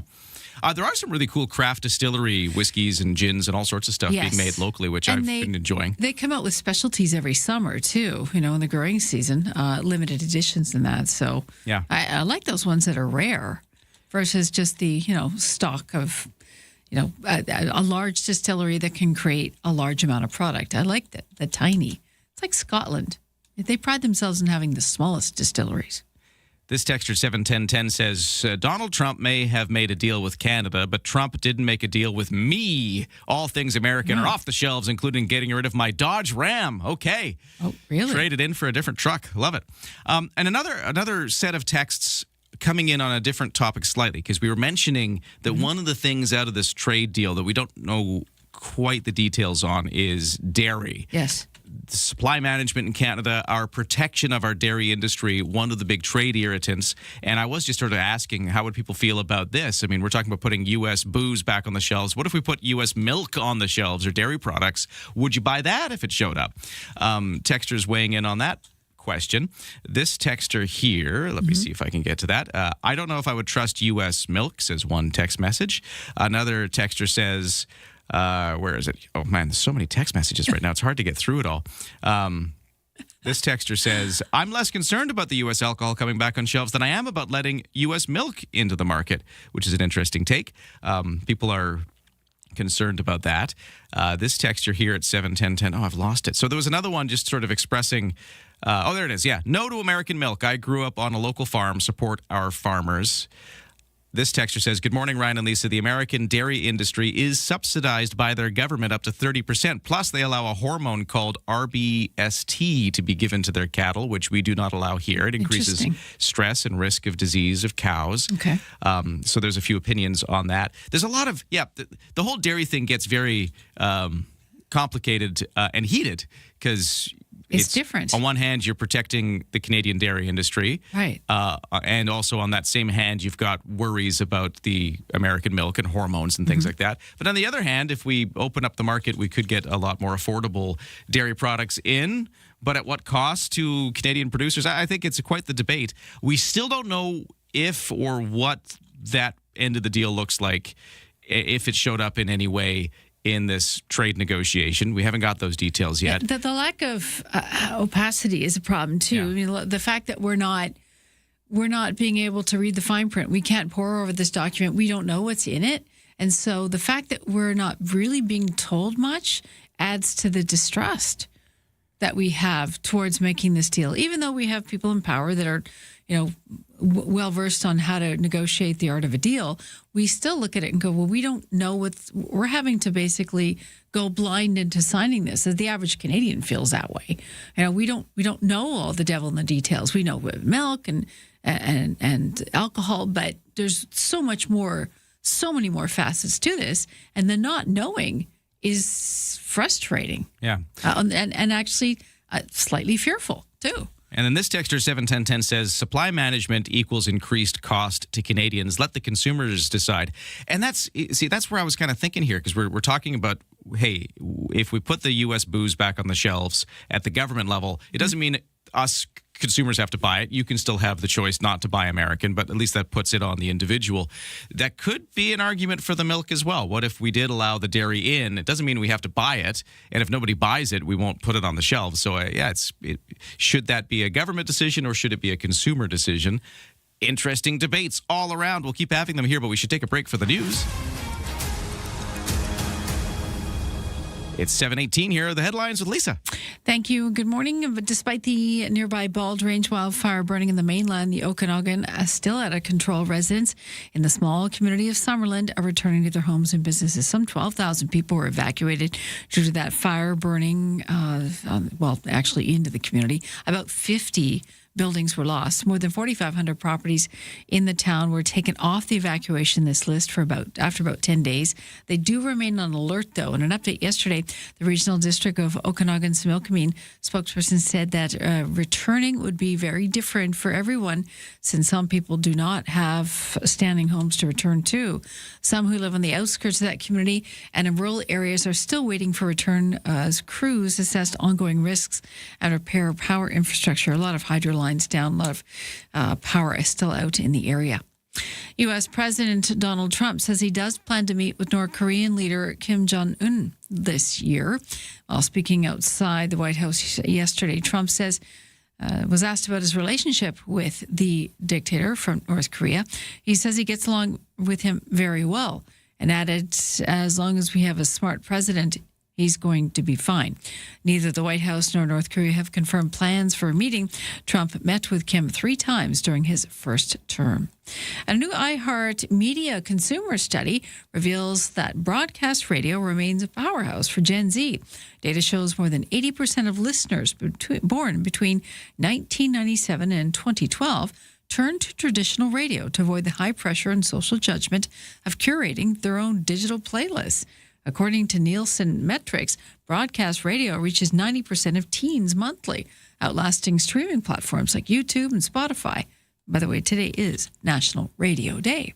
And that is your news to 720. Can I just say, even though I can find all of my favorite songs on all of these streaming platforms at a whim, there's still something special about hearing your favorite song come on the radio. Yes. It's better when it randomly shows up on the radio. Agreed. You crank it up at the car and you're just so thrilled. You could have put it on Spotify or whatever. You easily could have found it. Random chance of finding it, right? It's like that thrill of the discovery rather than... Agreed. Yeah, I don't know. It's something special about it. It's a good point. We've been talking about lacrosse because at the Minto Cup, the Victoria Junior A Shamrocks are doing wonderfully. They're through to the final round.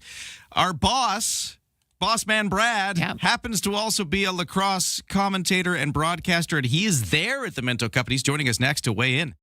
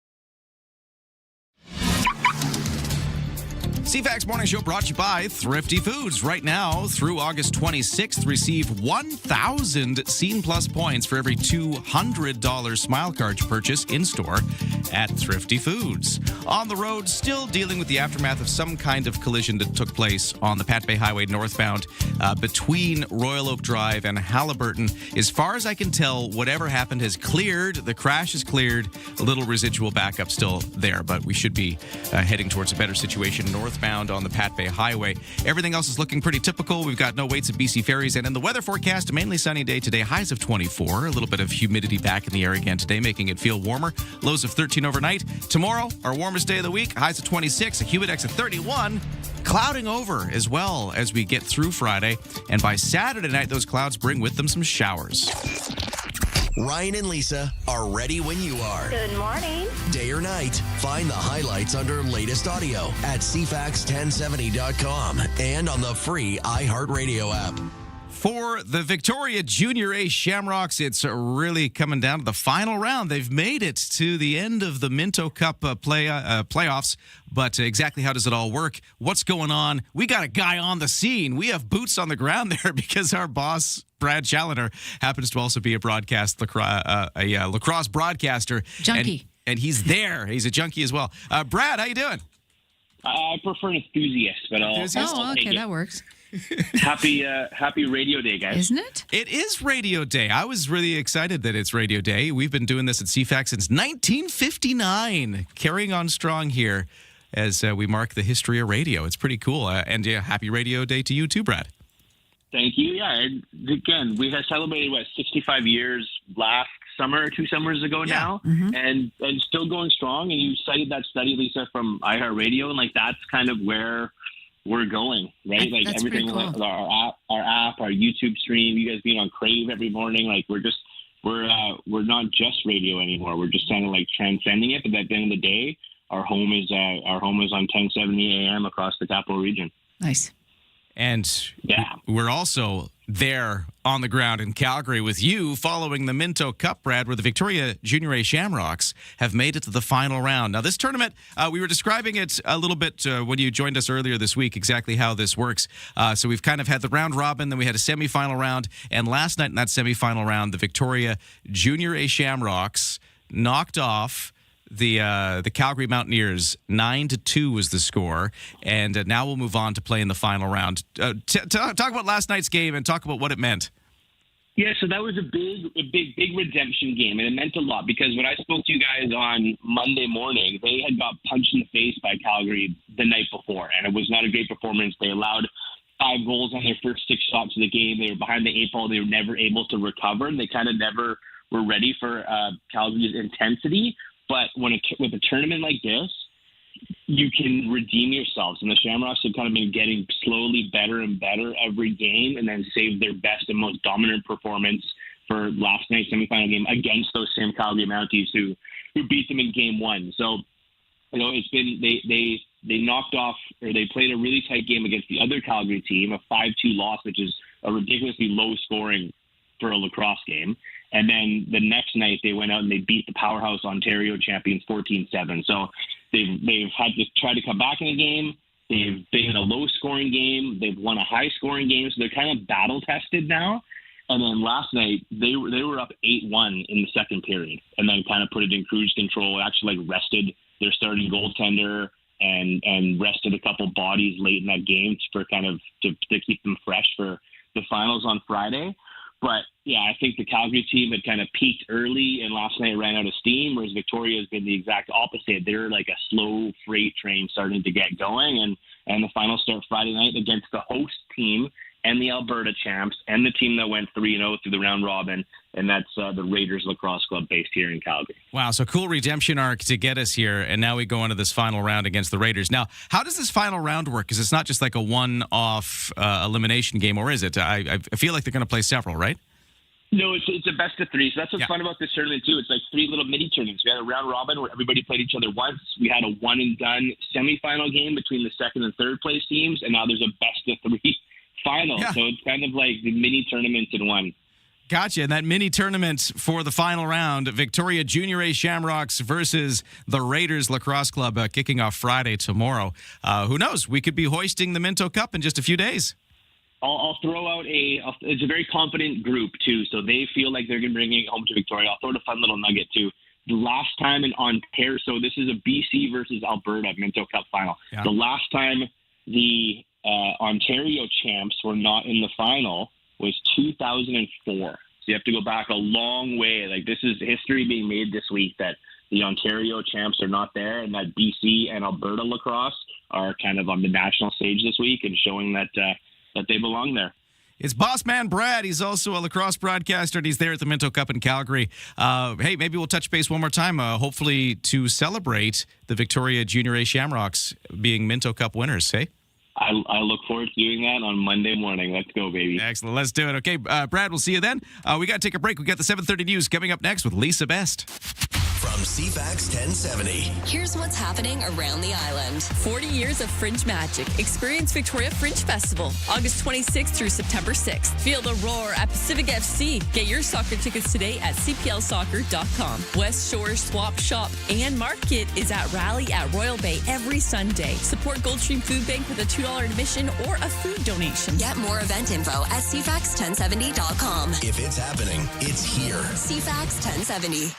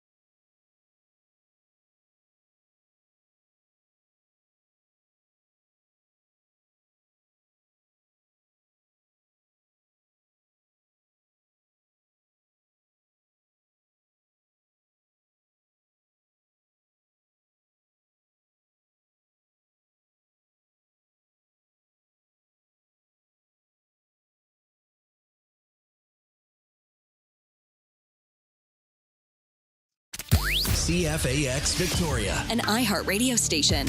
If it's happening, it's here. CFAX 1070.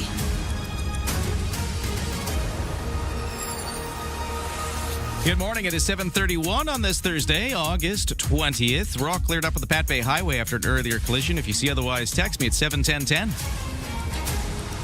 Right now, over to the news. Here's Lisa. We start up Island. North Cowichan Duncan RCMP looking for a suspect linked to a break and enter at a local business on Monday. Police say someone broke into the Ginger Room Salon on Craig Street around 6:20 Monday morning, gaining entry through the front door. Surveillance video showed the suspect heading for the cash register at the front counter. Police haven't said what, if anything, was taken. The suspect was white, wearing black, medium build, carrying a black backpack with a teal container on the side. Not much to go on, but if you know anything, you can contact North Cowichan Duncan RCMP. To the trade talks now. Canada Trade Minister, U.S. Trade Minister Dominic LeBlanc is heading back to Washington to meet again with the U.S. Trade Representative. LeBlanc was in Ottawa yesterday to brief Prime Minister Mark Carney on the status of the talks and take part in a virtual cabinet meeting that was followed by one with the premiers. A source with knowledge of some terms of the agreement says lower duties on steel and aluminum were a part of the deal, but could not say how the tariff rate would change. Don Mitchell, the Canadian Press. Meanwhile, booze bans remain a key component of allowing the deal to move forward. CTV News chief political correspondent and CFAX host Vashti Kapellos explains what she's been hearing. The Prime Minister very directly made it a personal ask that essentially told the premiers this is what is necessary to advance this deal. And I am making the ask of you, and I will wear it politically politically, should that be necessary? The sources I spoke to said that there's cautious optimism among the premiers, and that, by and large, the impression left was that most, if not all, are willing to kind of help the Prime Minister out.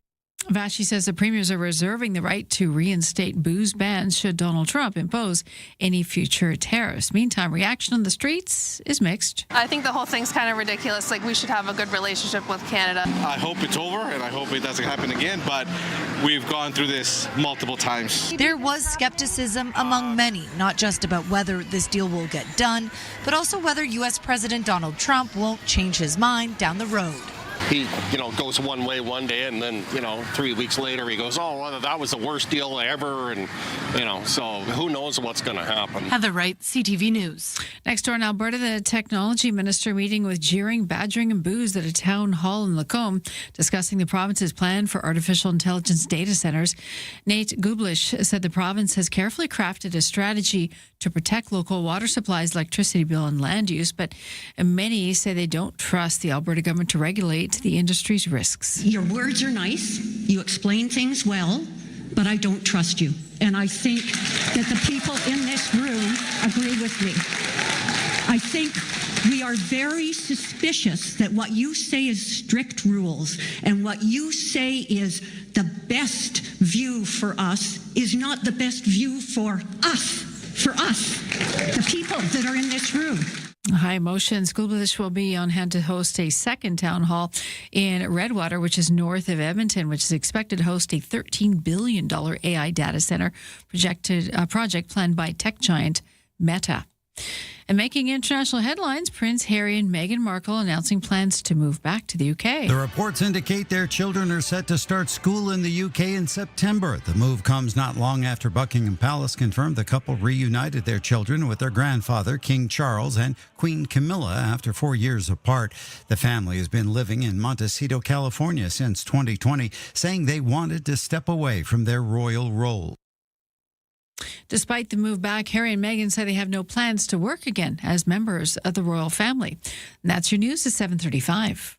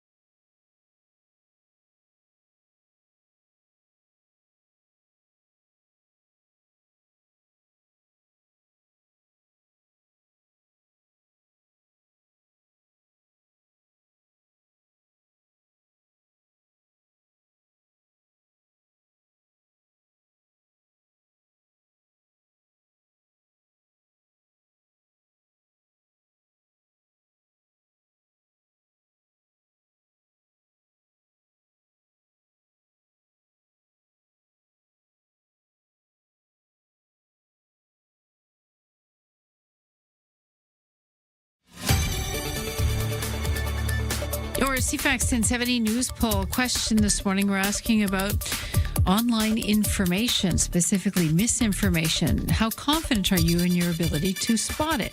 26% say very, 65% say somewhat, and 9% not at all.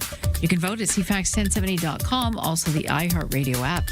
And Lisa, best your news time, 7:36. Well, still lots of text 71010 on the topic. Should BC put the U.S. booze back on the shelves, as the Prime Minister has asked, to try to smooth the way for this trade deal? And if it did come back, would you buy it? And how you feel about U.S. dairy? People are weighing in that as well. We don't know about that part of the deal. We don't know if supply management in Canada's sort of protected dairy system is at all being impacted by this deal. It's possible, but we don't know the details yet. Still some thoughts on that, so that's great. We're going to get to more of your text messages in just a moment, but let's get to the sports first. We're just talking to Boss Man Brad, our boss, who's also a lacrosse broadcaster, following the Minto Cup in Calgary, where he was talking about how, yes, the Victoria Junior A Shamrocks beating the Calgary Mountaineers 9-2 yesterday, which is a team that beat them earlier in the tournament. So a bit of a redemption arc for the Junior A Shamrocks. And with that win, they go on to the final round, which will be a best-of-3 round, versus the Raiders Lacrosse Club, the Alberta team, or the last Alberta team left. So those two will go at it starting Friday as the Minto Cup continues into the final round. featuring the local team, the Victoria Junior A Shamrocks. For the senior Victoria Shamrocks, they lost 5-4 to the Coquitlam Adnax last night in Game 3 of the WLA Finals, going on at the Q Center last night. That puts Coquitlam in the lead of the series, 2-1 in the best of 7. Next game is tomorrow night back on the mainland. Houston leapfrogging Vancouver into the top spot in Major League Soccer's Western Conference standings. Jonathan Bond earning his 5th straight clean sheet as the Dynamo had a 1-0 win. Also in MLS Soccer, Montreal edging Columbus 2-1. Toronto FC playing Charlotte FC to a 3-3 draw. It was a rare night where all of the Canadian MLS teams were in action. And on the diamond, 2 mistakes by outfielder Jesus Sanchez stood out like a sore thumb, and the Blue Jays lost to the Tampa Bay Rays last night. It was the 4th inning, and what looked like a routine fly ball was simply missed. And that's a popper. Short left with some hang time. And Sanchez has that one bounce and then kick away from him. I have no idea what he's doing. And I don't think anybody else does either. Tampa went on to score 5 runs in that very inning. Toronto responded impressively, but despite 9 hits, they lost the game 7-6. The Jays and the Rays wrap up that series this afternoon. That's your CFAX Sports. It is 7:39.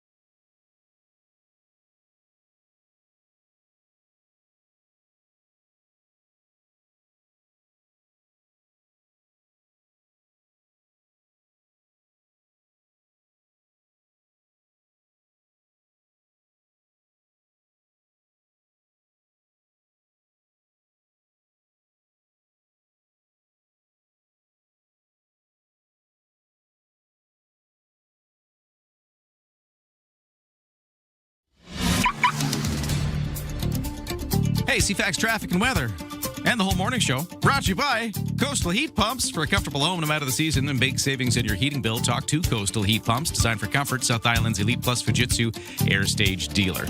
On the roads, an earlier collision on the Pat Bay Highway has cleared northbound, so things are moving fine there.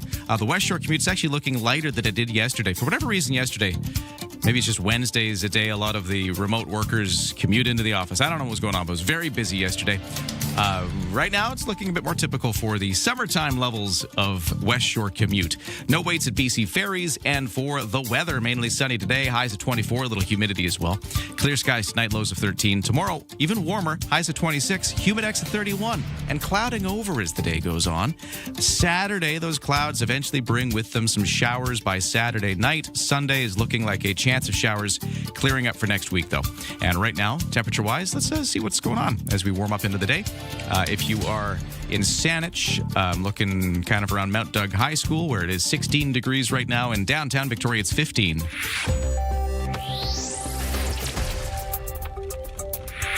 Check the markets. What's going on there? S&P TSX down on the day, 175 points to 36,226. The Dow is down 349 to 53,113. NASDAQ also down 164 to 26,166. And the Canadian dollar continues to rise, now at 72.5 cents U.S.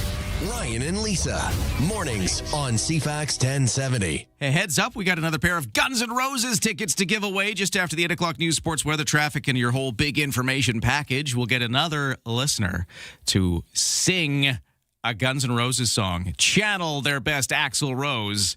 You can pick any Guns N' Roses you want, any amount of it you want, and you can sing it for us. And if you do it, you'll get a pair of tickets to go see them. Good. BC Place Stadium, not this Saturday, but next Saturday.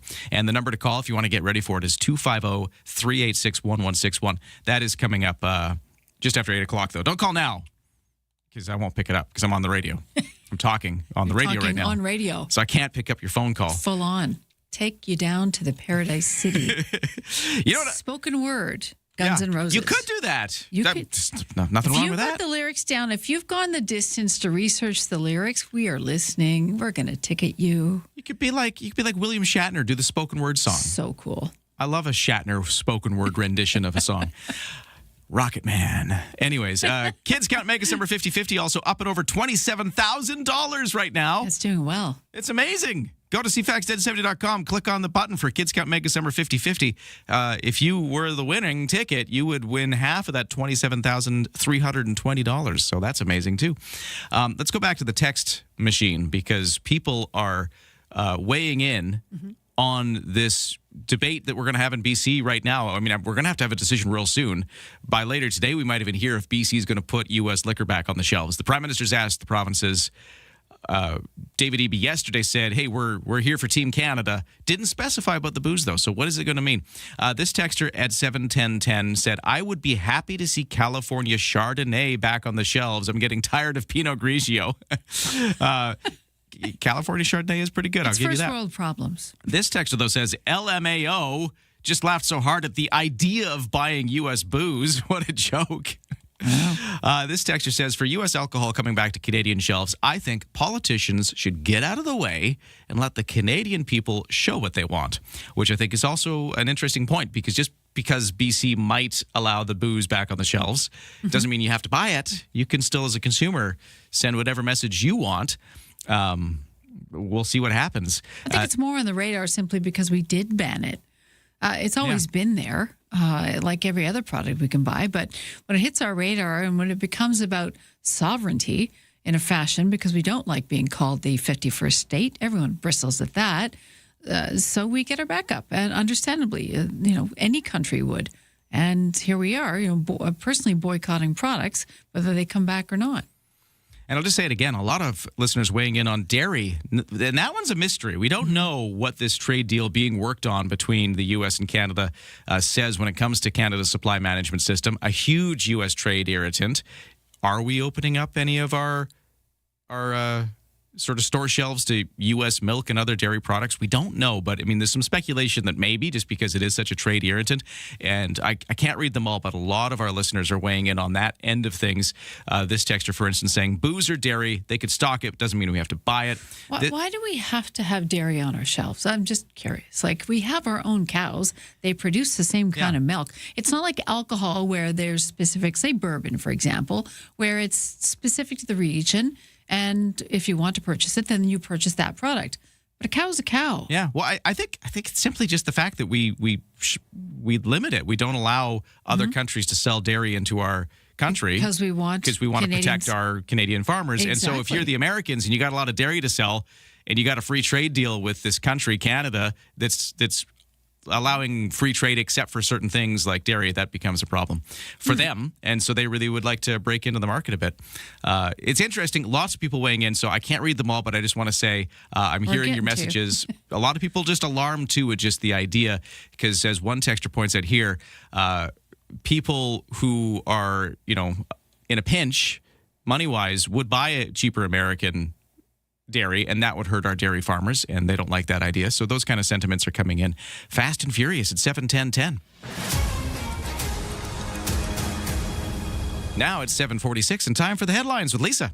The CIBC has named veteran tech executive Prasanna Gopalakrishnan as its board of directors. The board says he brings decades of financial experience and along with expertise in technology and artificial intelligence. Most recently served as global chief producer and AI officer at ADP. The province issuing a new temporary protection order for the Salmon River watershed, where Chinook salmon return to spawn every year.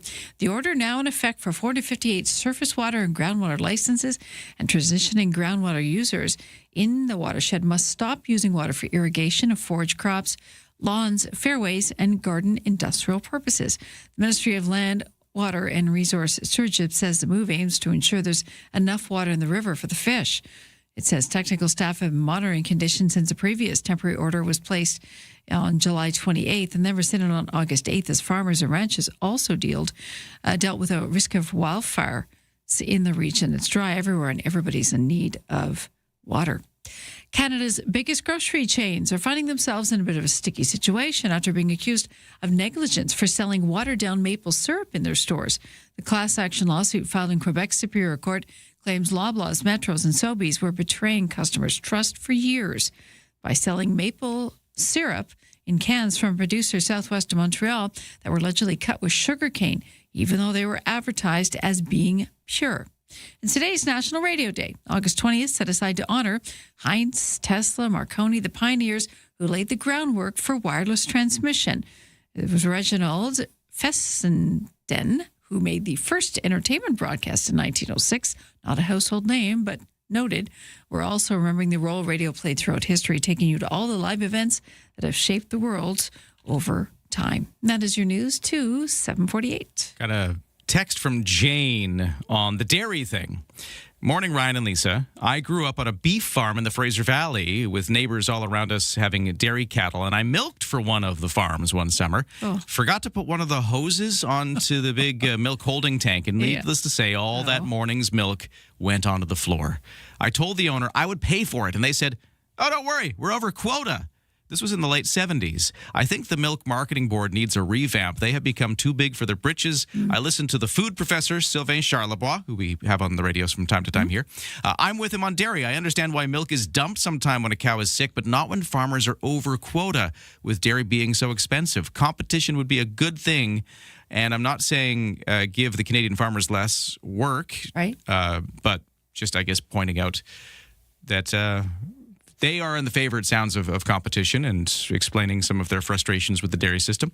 It's really interesting to have these conversations. I started off with the booze ban, but this mystery about what this trade deal will have to do with dairy is really getting people talking as well. Very interesting stuff at 7:10:10. We'll keep following it. As far as we know, Canada's Trade Minister, Dominic LeBlanc, is going back to Washington today. He was back in Canada yesterday to brief the Prime Minister and the government and brief the premiers on the situation. But now he's heading back to Washington, and we'll see what happens with this finalized deal. And maybe at that point, we'll get some of the details on things like supply management. So these wheels are still in motion. We're still following this very active story. So thanks for weighing in, everybody. It's great to have the conversation flowing at 7:10:10. Different topic, though, in a moment. Totally different topic. We were last week giving away Spam-A-Lot tickets because that Tony Award-winning musical is coming to the Royal Theatre, not this weekend, but next weekend. And the folks behind this is Broadway in Victoria. They've been the ones bringing these Broadway musicals to Victoria over the last little while. It's great to have them. We want to talk to the folks behind this about Spam-A-Lot itself, but also about, you know, what's going on with these Broadway musicals coming to Victoria. I love these conversations, and we're going to be doing that next. From CFAX 1070. Here's what's happening around the island. 40 years of Fringe Magic. Experience Victoria Fringe Festival, August 26th through September 6th. Feel the roar at Pacific FC. Get your soccer tickets today at cplsoccer.com. West Shore Swap Shop and Market is at Rally at Royal Bay every Sunday. Support Goldstream Food Bank with a $2 admission or a food donation. Get more event info at cfax1070.com. If it's happening, it's here. CFAX 1070.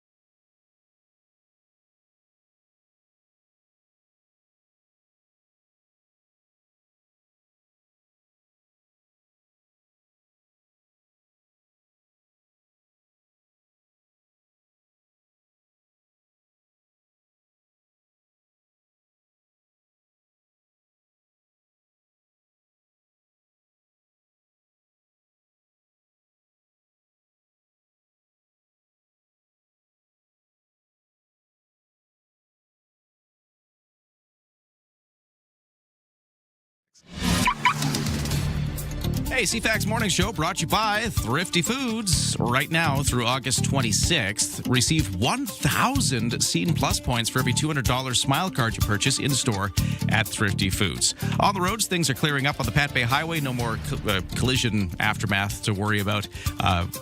There was an earlier collision northbound on the Pat Bay Highway just past Royal Oak. It's cleared. We do have construction delays on the Trans-Canada Highway as we usually do, but it's looking lighter than it was yesterday, that's for sure. And no waits at BC Ferries, although the 8 o'clock sailing is getting close, but it's about to leave and there's still room left. The weather today is sunny, a mix of sun and clouds, but mostly on the sunny side. Highs at 24, a little humidity as well. Tomorrow starts to cloud over. It's even warmer at a high of 26, even warmer in the humidity. And by Saturday night, some showers.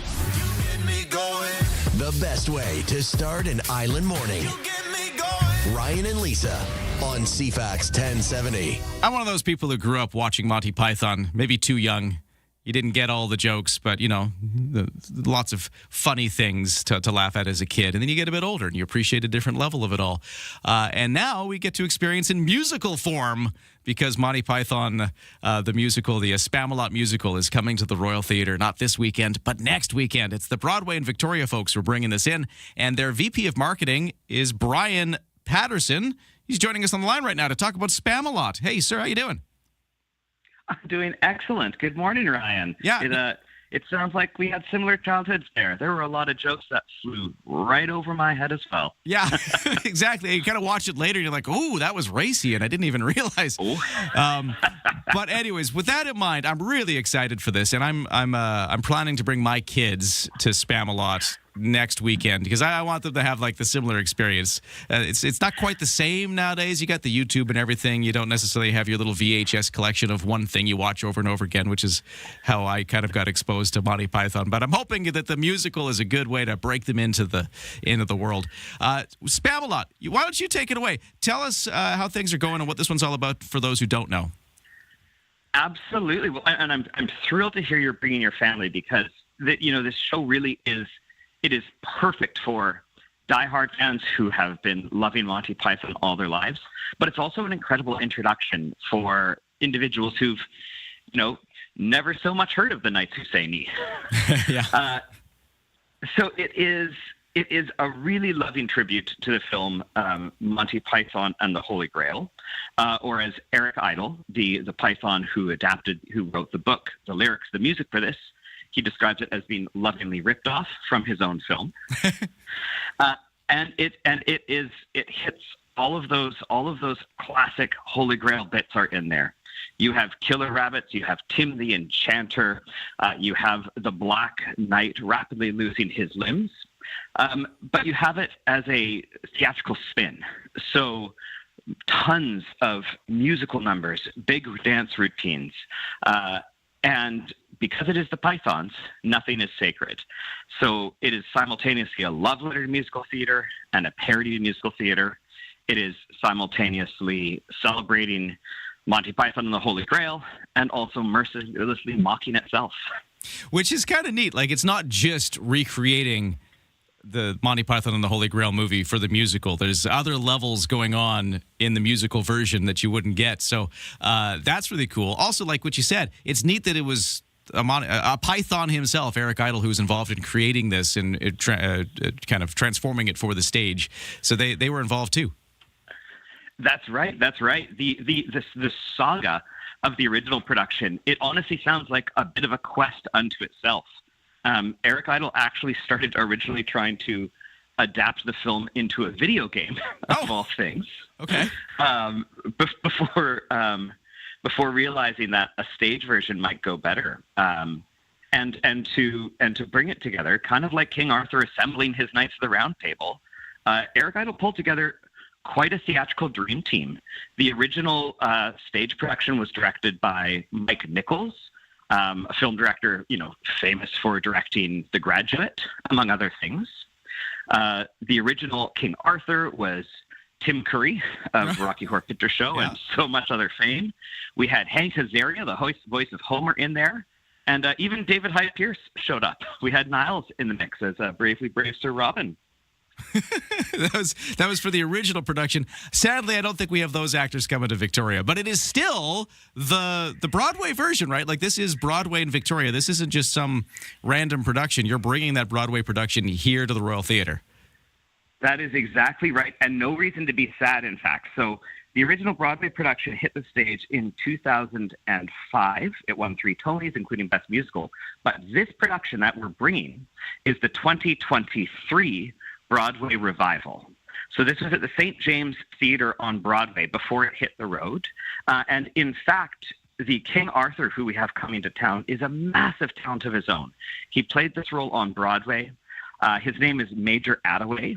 In addition to other things, he was also holds the record for having the longest standing run playing the genie in Aladdin on Broadway. Wow, that's so cool. So stepping into the shoes of, folks like Robin Williams and Tim Curry, and Graham Chapman himself, of course, in the original film.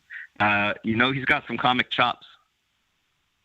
Okay, we're talking to Brian Patterson, VP of Marketing with Broadway and Victoria's Spamalot. The musical is coming to the Royal Theatre, not this weekend, but next weekend. Are tickets still available? They absolutely are. Tickets are on sale now at the Royal Theatre and McPherson box office at rmts.bc.ca. Very good. Well, I'm looking forward to it. Brian, great to talk to you again. I got to let you go because we're right out of time, but thank you so much for sharing some more of the story. This actually, even though I was excited about the musical, there's a bunch of stuff there I didn't know, so I'm feeling better prepared now to go into this. Oh, we can't wait to welcome you and your family, Ryan. They're going to have a blast. All right, cheers. Brian, talk again soon. Talk soon. All right, we'll take a break. We got the 8 o'clock news next. We still got lots of text messages coming in about U.S. and Canada trade and whether or not BC should put the booze back on the shelves. And if they do, would you buy it? And Guns N' Roses tickets to give away in not long, a little over 10 minutes. So if you wanted to try singing a little Axl Rose number, a little Guns N' Roses for us, get ready to warm up that voice because that's coming soon.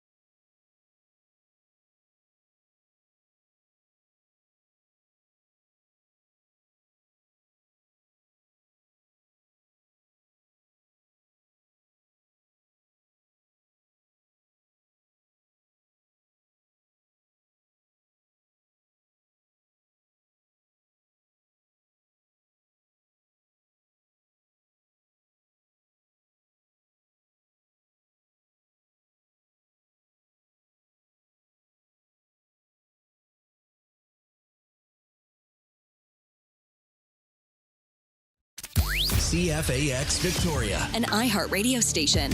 If it's happening, it's here. CFAX 1070. Good morning. It's 8:01 on this Thursday, August the 20th. A warm day today, warmer still tomorrow, and then showers on Saturday evening. A full forecast to come. But right now, the news begins, and here is Lisa Best. Thanks, Ryan. Good morning. BC wildfire update for you. 123 fires burning in the province, 43 of those considered out of control. There's been 6 new starts in the last day. 18 fires burning on Vancouver Island, including 6 that are considered out of control. They're up mid-island into northern parts, and most are in the wilderness. Hard to battle. The BC SPCA says it's been offering emergency boarding services to the pets of fire evacuees. The spokesperson, Kayla Wolf, says it's been all hands on deck with this devastating season so far. Wolf says the Animal Protection Agency has cared for more than 120 animals since July, and 45 remain in care. The emergency boards we do have and have had in care, they range from dogs, cats, kittens, puppies. We also, interestingly, have one gecko in care, probably the most interesting of the animals that we have had in as emergency board specifically.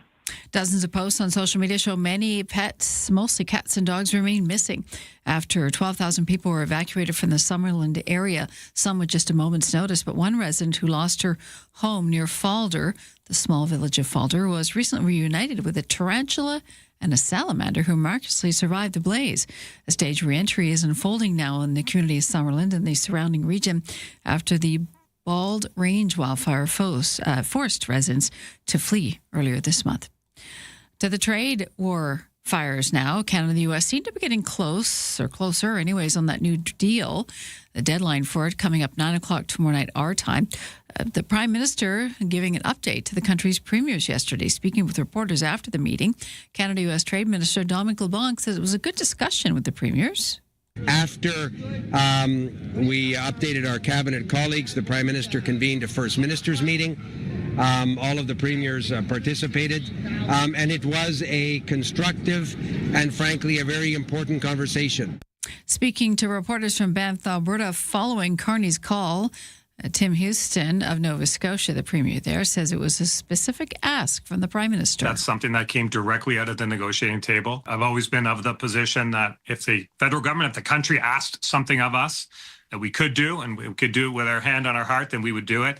And I would say where we're at today, what I understand about how this deal is shaping up and what it means for the long term, it's something that I would be willing to do for the Prime Minister at this point in time. Houston says Canada's trade dispute with the U.S. has been a wake-up call to develop more diverse trading partners for sectors like seafood and agriculture.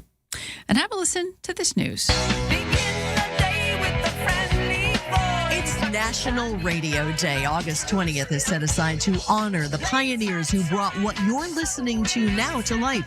From Heinz to Tesla to Marconi, the pioneers who laid the groundwork for wireless transmission, to Reginald Fessenden, who made the first entertainment broadcast in 1906, to groundbreaking stations like KDKA in Pittsburgh. We also remember the role radios played throughout history, taking you live to events that shaped the world. So listen, enjoy it. And if you'd like, let the DJ or host know you appreciate them. In New York, I'm Daria Albinger. This is we're learning that Corus Entertainment is making cuts to its TV and radio operations. More to come on that coming up. That's your news to 8:05.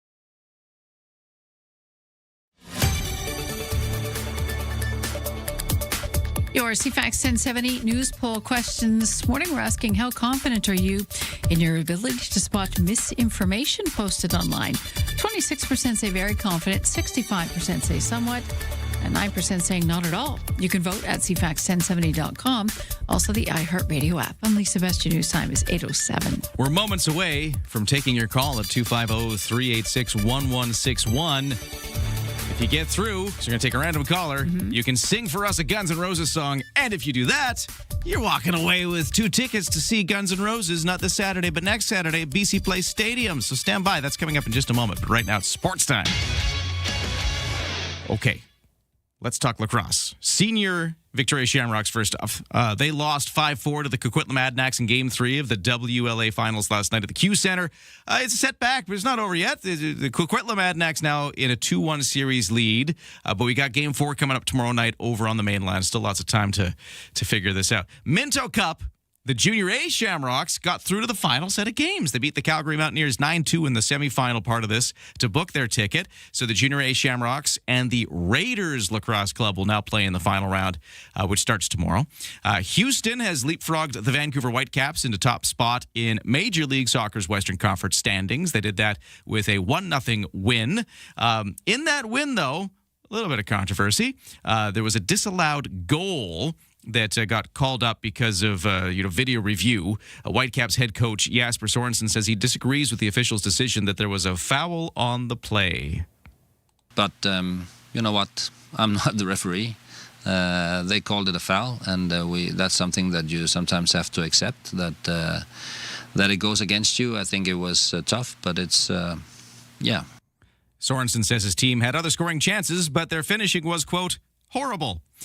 To hockey, all 32 NHL teams will have an addition to their uniform lineup this summer. The league and Fanatics announced the launch of the Remix program. The special edition kits celebrating the fans, city, and local culture of each team will include a full line of apparel and headwear. More details about the uniforms will be unveiled at the start of the regular season. I'm Tammy Trujillo. And to baseball real quick, we've got one more game for the Jays and the Rays. It was a win for the Tampa Bay Rays last night, 7-6. Toronto drops the game, and there's still one game out of a playoff spot in the American League wild card race. That's your CFAX Sports to 8:09. We're going to give away Guns N' Roses tickets in just a moment.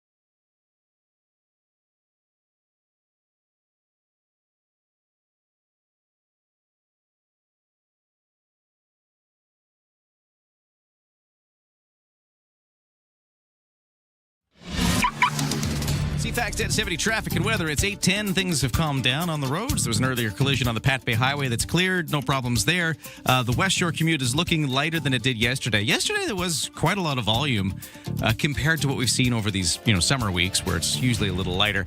We've kind of gone back to that lighter situation today. No major delays. If you see something, though, do text me at 71010. For the BC Ferries, no sailing waits. The 9 o'clock is next. It's about 85% full, so it's busy, but no waits at the moment. And in the weather forecast, so mainly sunny today, looking much like the other days this week, with highs at 24, a little humidity in the air. Clear skies tonight, lows to 13. Tomorrow starts to pivot. It's warm. First off, our warmest day of the week will be tomorrow, highs at 26, humidex at 31. For the cloud cover, it's going to start to roll in as the day goes on. And then those clouds by Saturday evening will lead to some showers. We're predicting showers for Saturday overnight and then a chance of showers on Sunday, clearing up again into next week. And right now, what are the temperatures doing? Well, downtown, we have a temperature of 16 degrees. The official temperature at the Victoria International Airport is 17 degrees. On the markets, things are slumping a bit today across the board. S&P TSX down 61 to 36,339. In New York, the Dow Jones Industrial Average is down 330 to 53,132. NASDAQ is down 180 to 26,150. Canadian dollar at 72.6 cents US, which is up a bit from yesterday's close. Let's get started. Start your day informed and entertained. Ryan and Lisa, mornings on CFAX 1070. Okay, it's time to open up the phone line and have somebody sing some Guns N' Roses for us. Excellent. So just a little mood music to get us into this. Okay, let's see. 250-386-1161. Taking a random caller. I'm feeling line 5 today. I don't know why. Okay. This just felt like the right one. Who's this on line 5? This is Michael. Hey, Michael, you got through. How you doing, Michael? Great. Well, happy to hear your singing voice this morning. How are you feeling about this? I'm feeling pretty good. Okay, good. Okay. Well, you know the deal here. We're going to make you sing. Whatever you want. Like we were saying, that you could William Shatner spoken word this. You could really nail the high-pitched Axl Rose voice. You could do whatever you want. You just got to do it. And then you'll get 2 tickets to see Guns N' Roses play at BC Place Stadium, not this Saturday, but next Saturday. Michael, what do you got for us? All right, here we go. She's got a smile that it seems to me reminds me of childhood memories where everything was as fresh as your bright blue sky. Now and then when I see her face, she takes me away to that special place. And if I stay too long, I'd probably break down and cry. Whoa, sweet child of mine. Whoa, sweet child of mine. Wow. You've been practicing. Oh, Michael, that was amazing. Did you strain your vocal cords? Yeah, can you still talk? A little bit. That's quite the feat for 8 o'clock in the morning as well. Yeah. I really appreciate that. Michael, congratulations. You 110% have won tickets to see Guns N' Roses. You sound excited. All right. Thanks a lot. No Going to the worries. show. Have you been to see them before? Never before, but they really give her in their shows, I hear. Well, you're going to So find do out in person. That's amazing. Yeah, if they do as well as you just did there, I'll be impressed.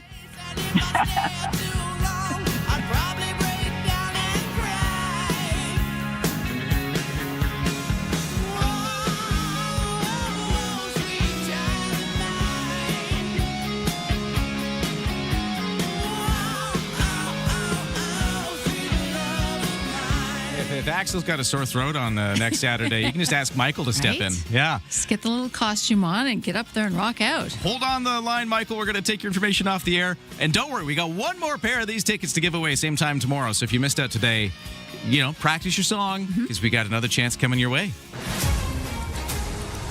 8:15, time for the headlines out of the CFAX newsroom. Here's Lisa. Thanks and good morning. President Trump, that is, says that the U.S. is engaging in a crushing economic operation. That's in quotes, against Iran. On social media yesterday, Trump said Iran had failed to take the opportunity to make a deal with the U.S. and now would face what he calls economic warfare and isolation on an unprecedented scale. We'll let you know what happens next, especially with that in the Strait of Hormuz. Grand Theft Auto 6 is serving as a tool for at least one U.S. Army unit, encouraging soldiers to re-enlist. A unit in Georgia is offering some active duty soldiers a 4-day pass to play the year's most anticipated video game when it comes out in November. According to the division, the offer available to soldiers who re-enlist for a minimum 2 years between now and November 14th. A statement to Variety said the idea is to have a unique incentive program that connects to what soldiers are really interested in. Apparently stealing cars. The Naden Band of the Royal Canadian Navy will be front and center in Vancouver this weekend. They're performing at 2 o'clock Sunday as part of 150 bands performing the BC Tattoo at the PNE. The band, established in 1940, features 35 professional full-time musicians who support naval operations, ceremonial events, and public outreach. The band performs in a variety of configurations, from parade to concert bands to big band, brass, woodwind, ensembles, and contemporary groups. But you can bet they're pulling out all the brass and more for this big show, 2 o'clock Sunday at the PNE. British Prime Minister Andy Burnham would not discuss potential security arrangements or taxpayer costs amid Prince Harry and Meghan Markle's move to the UK. Addressing the move today, Burnham insisted it was a private matter, said he would only wish the Duke and Duchess of Sussex luck in their upcoming move. The couple and their children are returning to Britain 6 years after their decision to step back from their roles as working members of the royal family. That is your news to 8:17. I'm still getting over Michael's performance of Guns N' Roses there. Yeah, it was he. You know what? He really gave it his all, and we can fully appreciate that. And Axl Rose has a very distinct singing voice. Yeah, he I did thought it. he nailed it. You got to be high, but you got to be gravelly at the same time. There's a lot going on there. It was good work. Well, here's what's coming up next. We have been in the news talking about how maybe if you've been downtown, you've seen the lime green structures showing up for those Lime bikes. These are those racks. The racks are going up. These are the bikes that you kind of get. You know, like the car share programs, like Motos and Evo. This is like that, but for bicycles. Correct. Now, there has been a little bit of controversy, though, about this because the city of Victoria gave the contract to this company, Lime Bikes, to do it. But the surrounding municipalities, they've gone with the other one. I think that the Evo folks run, the BCAA one. So it's different. Since it's different, though, it means you can't start your journey in one municipality and end it in another non-participating one. So instead of everybody being coherent, it's sort of a mishmash that don't meet up with each other. So that's been one of the controversies. But is there another controversy about the Victoria City Council choice of which bike share program to pick?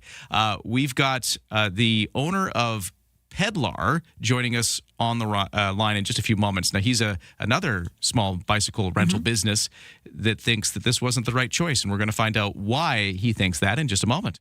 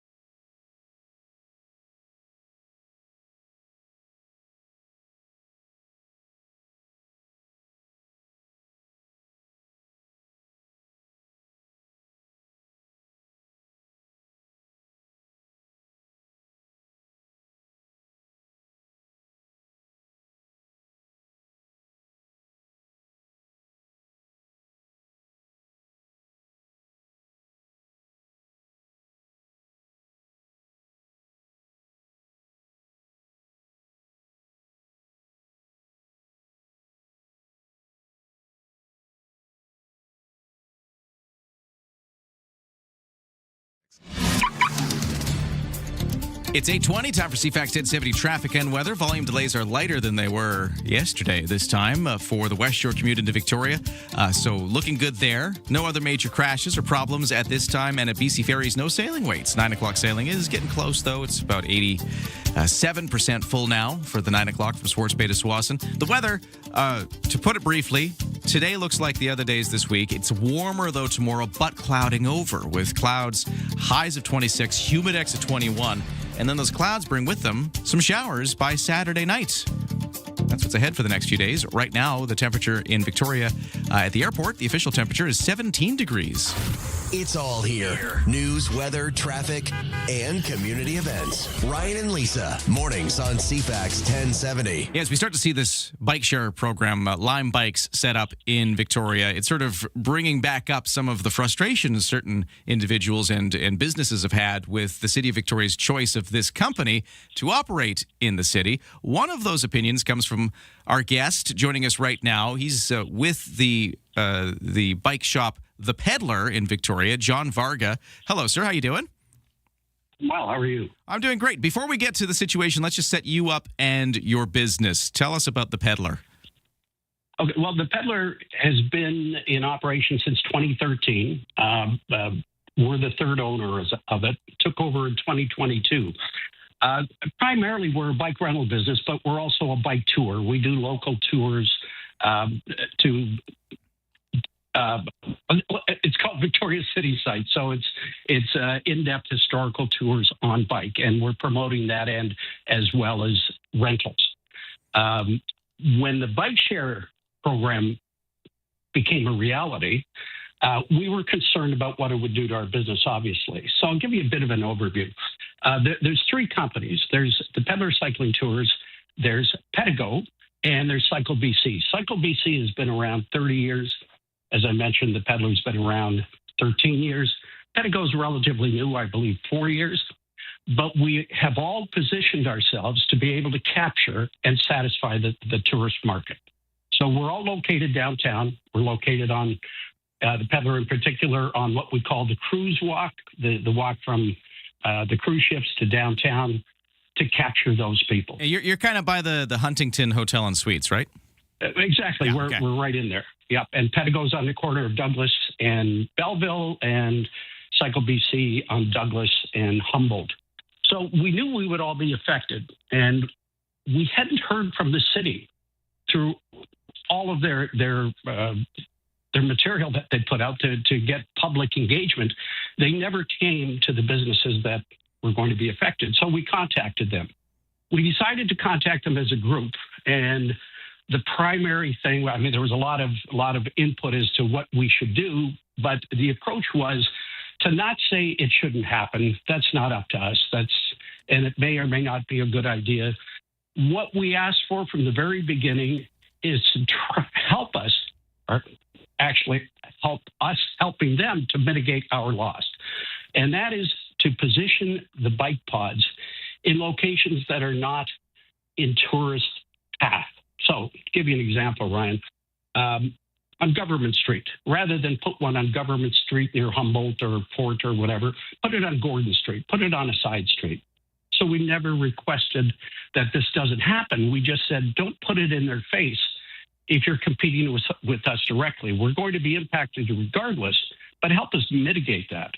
And I think, in the early stages, I don't think they even considered us. When we asked for a meeting, and again, we had to ask, I don't think they had ever really considered us. The only time that they contacted a business, to the best of my knowledge, was Cycle BC. And according to Andrew at Cycle BC, it was really to tell him that they're putting one pod across the street from him at the TELUS building.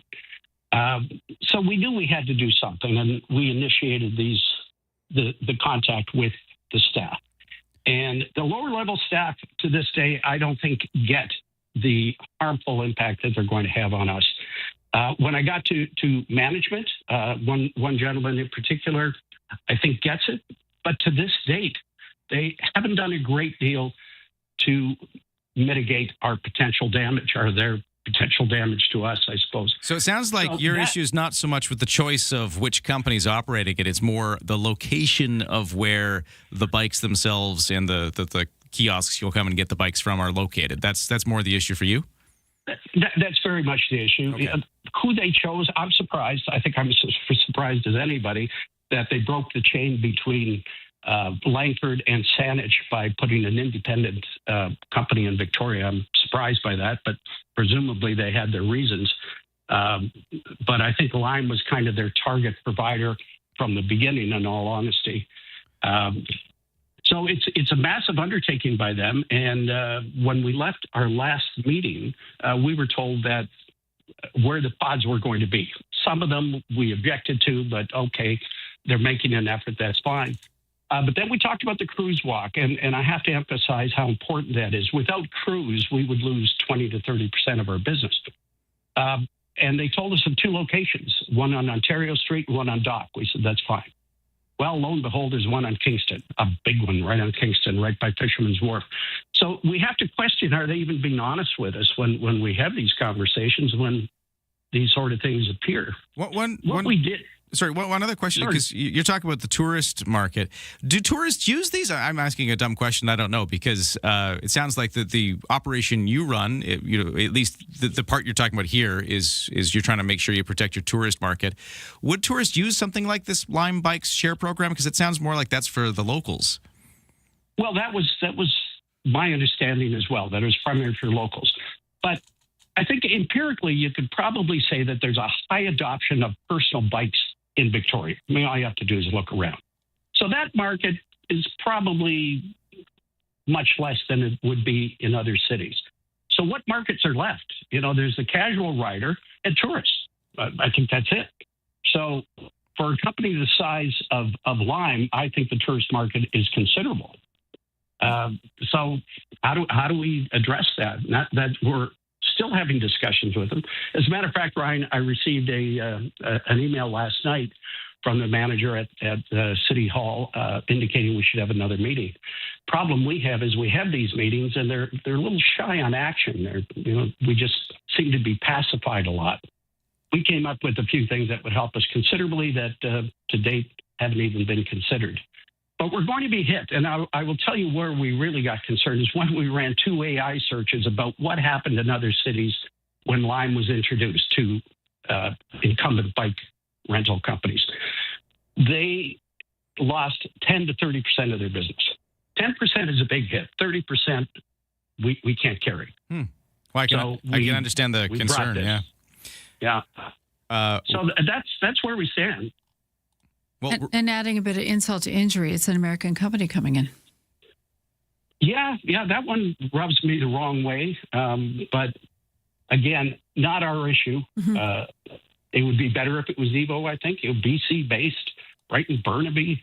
I was very surprised, but again, I'm sure they had their reasons. And maybe not right in front of your shop as well. Yeah. Well, yeah. Thanks so thanks for telling us the story. A whole different sort of window into some of the frustrations being felt out there as Victoria rolls out this bike share program. John Varga with The Peddler, one of the bike companies raising the concerns. Thank you for telling us your story today. I appreciate the time. Thank you. Righto. And by the way, we did reach out to the City of Victoria just for a statement on their choice and why they made it. Now, we got a response back, which I'll read to you in just a moment. But first, we'll take a break. 8:30 News next. Turn up the summer vibes with Blackfly and CFAX 1070's Beachside Giveaway. We're hooking you up with the ultimate day in the sun package. Includes a backpack cooler, magnetic Bluetooth speaker, beach blanket, plus tank tops and sunglasses to keep you looking cool. Listen to Afternoons with Josh and Jade on CFAX 1070 every Friday for your chance to win. Details at cfax1070.com. Must be 19 plus. Blackfly, Canadian born, Canadian owned, Canadian made. Blackfly makes it easy to find your flavor.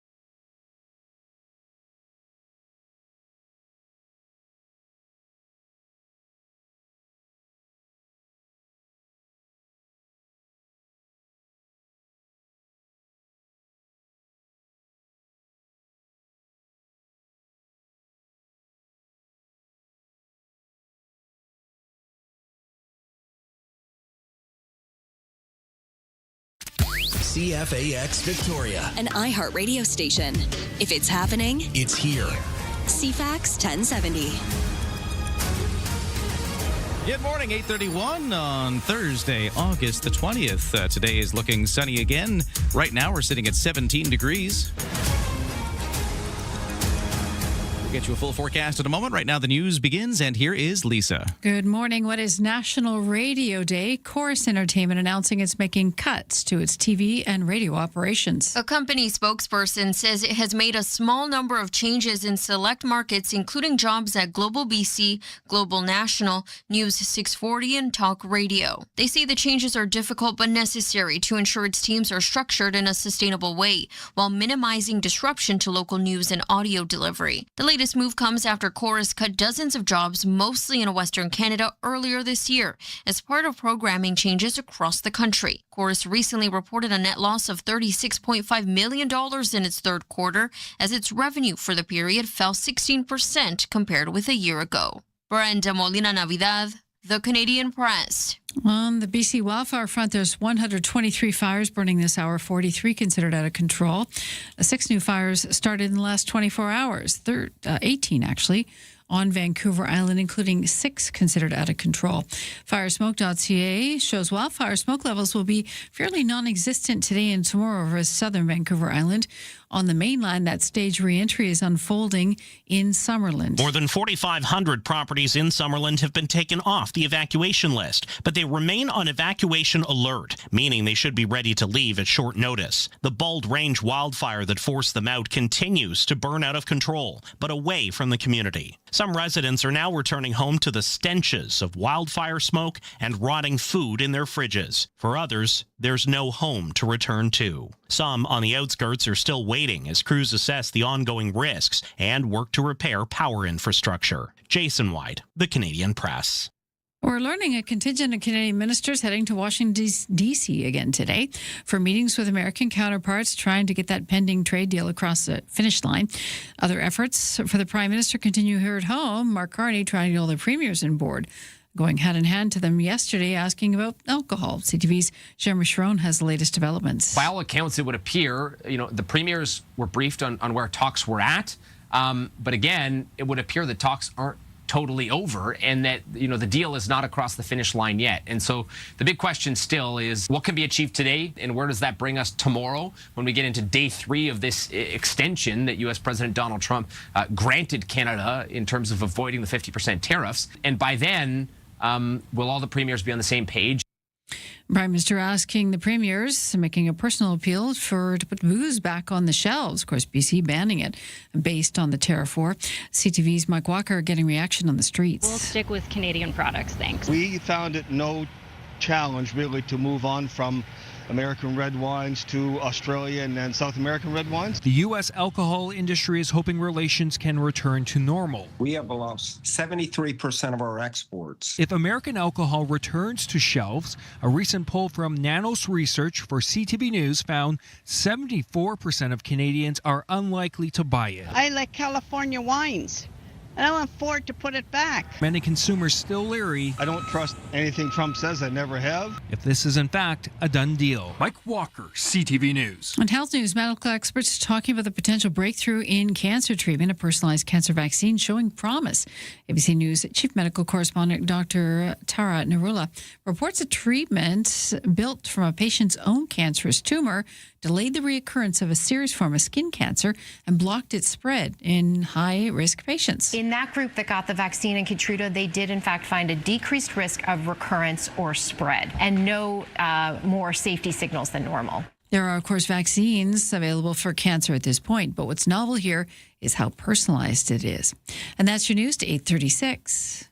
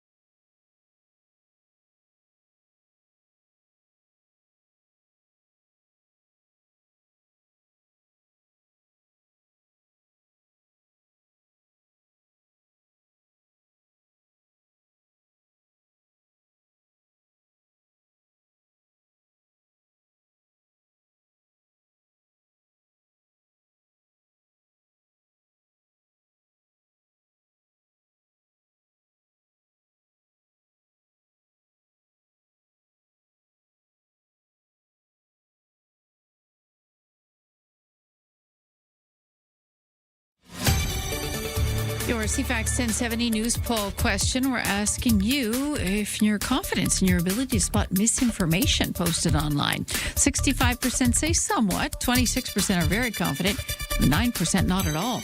You can vote at CFAX1070.com, also on the iHeartRadio app. And Lisa, the best news time is 8:37.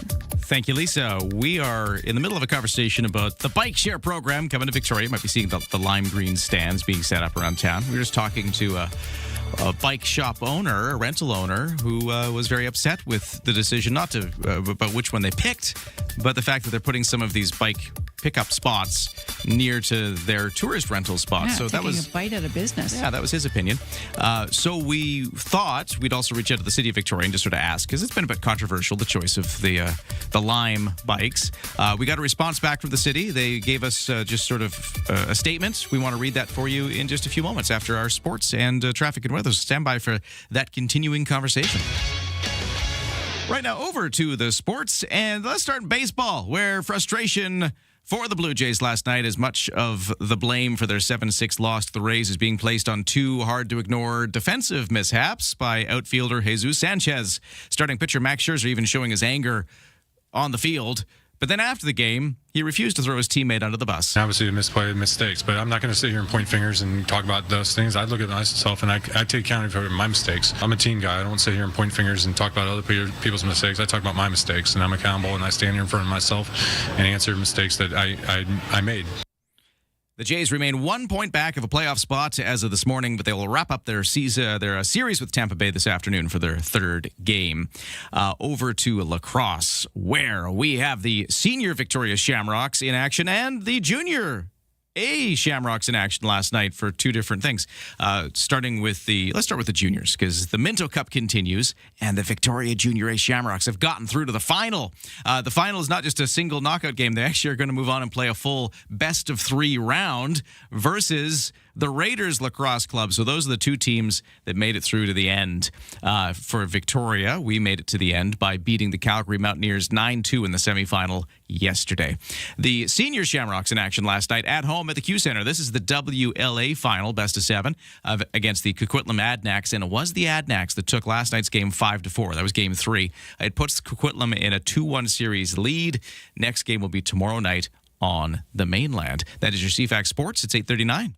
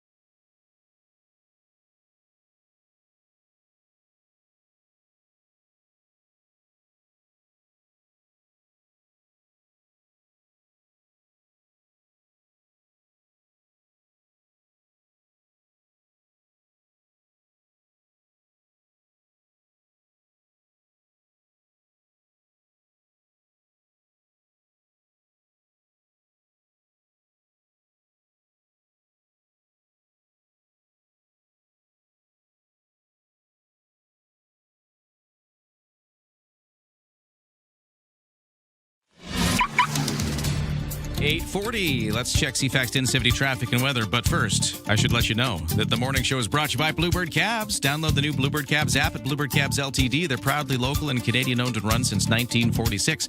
The roads look fine. We've got easing traffic volume on the West Shore commute. Things are looking even better. And it was an easier day today to begin with. And things are just really clearing out as the commute starts to reach its tail end, for the morning at least. And for the BC Ferries, no sailing waits. 9 o'clock from Swartz Bay to Swassen is next. And in the weather forecast, today looks like the last few days. Highs of 24, bit of humidity. Overnight lows of 13 with clear skies. Tomorrow, warmest day of the week. 26 is the high on the thermometer, but with the humidity in the air increasing, it's a humidex of 31. That humidity is bringing with it the cloud cover, which is coming in tomorrow. Then by Saturday, it's bringing some showers. It looks like Saturday night might be when we see the showers. Chance of showers continuing into Sunday. And then Monday clears up again and we get back into some sunshine. Right now, for the temperatures around the region, if I look to the West Shore in Colwood, it is 17 degrees right now. And in Oak Bay, it is 18 degrees. On the markets, S&P TSX starting to turn things around after starting the day down. It's now up 21 to 36,422. Oh, wait, and then it just dipped. Is it kind of keep getting these number updates? It was up. Now it's down 16 points to 36,385. The Dow is down 353 to 53,109. And the Canadian dollar at 72.6 cents U.S. Don't attempt your morning commute without us. Ryan and Lisa, mornings on CFAX 1070. Yeah, I'm looking at the text inbox, and a lot of folks have opinions on the bike share program that the City of Victoria went with. So we did ask, just since we've been talking about it, we did ask the City of Victoria for a statement on why did the city pick Lime. When neighboring municipalities went with a different option, EVO, which means that the systems don't mesh. Yeah, why not go with something complementary so you can ride across the region? So our question continued, what's the city's response to criticism that the request for proposal process for this contract essentially means only a limited number of big companies could bid, which is another criticism. The city's response to criticism from bike rental companies, they will now be competing with a big American business for tourist cash, which is very much an opinion we just heard from our previous guest there. So here's what the city told us. For the record, they say, following council approval in July 2025, the city conducted a competitive, publicly advertised, negotiated RFP process in November of 2025 that was open to all qualified operators.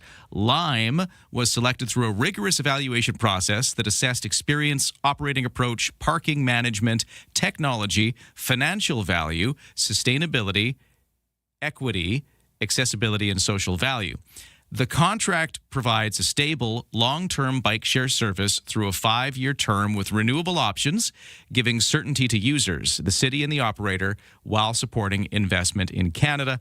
And a final point, bike share is mostly used for short one-way trips, and we expect it will be used by different groups than those renting bikes for the day or for their stay while in Victoria. That actually is a point very much made by our previous guest, wondering what it's going to do for tourist-based bike rental companies. Yeah, because when I see people cycling down Beacon Hill or along Dallas Road, they're on rental bikes from specific companies.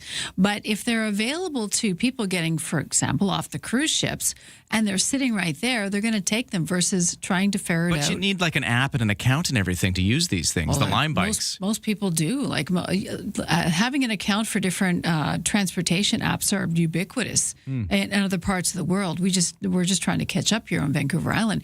I have a problem that it's an American company that they went with, and the fact that, according to the owner, the peddler, they were sort of stonewalled in the decision. They weren't really getting the information they needed in real time, and the decision was made for them. And I understand his worry. You can hear it in his voice that he feels it's going to take a major bite out of business. Even though it's not the same, you will still have foot traffic coming in saying, "Can we rent bikes from you?" So it's akin to sort of Uber coming in and the way the taxi cab companies felt about that. Just sort of taking over. And Lime is based out of San Francisco. Yeah. Well, there you go. That's the statement from the city, at least. Their word on the story as we continue to talk about it. At 8:45, time for the headlines. Here's Lisa. Despite the nearby Bald Range wildfire in BC still burning out of control, residents in the small community of Summerlin, population 12,000, are returning to their homes and businesses. More than 4,500 properties in the town taken off the evacuation alert list for about 10 days that they were on it, but that was evacuation needed. Now they remain on alert, so they're still not quite out of danger. In an update yesterday, the Regional District of Okanagan, Similkameen spokesperson, said that returning will be different for everyone, especially for those who don't have homes standing to return to. Some who live on the outskirts of the community and in rural areas are waiting for crews to return and assess ongoing risks and repair power infrastructure too. A lot of hydro lines down in those fires too. The U.S. president says he will meet with North Korean leader Kim Jong-un this year. While speaking outside the White House yesterday, Donald Trump was asked about his relationship with the dictator. He says they get along very well, and added, as long as we have a smart president, he's going to be fine. Neither the White House nor North Korea have confirmed plans for any meeting yet. Trump met with Kim 3 times during his first term. Today is National Radio Day. A new iHeart Media consumer study reveals that broadcast radio remains the powerhouse for Gen Z. Data shows more than 80% of listeners born between 1997 and 2012 turned to traditional radio. Is to avoid the high pressure and social judgment of curating their own digital playlists. According to Nielsen metrics, broadcast radio reaches 90% of teens monthly, outlasting and outperforming streaming platforms like YouTube and Spotify. That is your news to 847. We got some BC politics and BC healthcare issues to explore coming up with the opposition critic for rural health and seniors health, also Courtney Comox, MLA, with the BC Conservatives' Brennan Day. He's joining us next. Developing political story, a big doozy. Vashi Capellos. What started as a dull day is anything but. The top newsmakers. Your go-to political debrief. Daily. What is really going on? The breaking news. Just moments ago. And the entertaining analysis and debate to follow. I don't think you can sugarcoat it. It's an issue. It's not true, guys. Yeah. Vashi Capellos. There is a greater plan here. Vashi Capellos. Weekdays 9 a.m. to 11. Bigger picture politically, which is on CFAX 1070.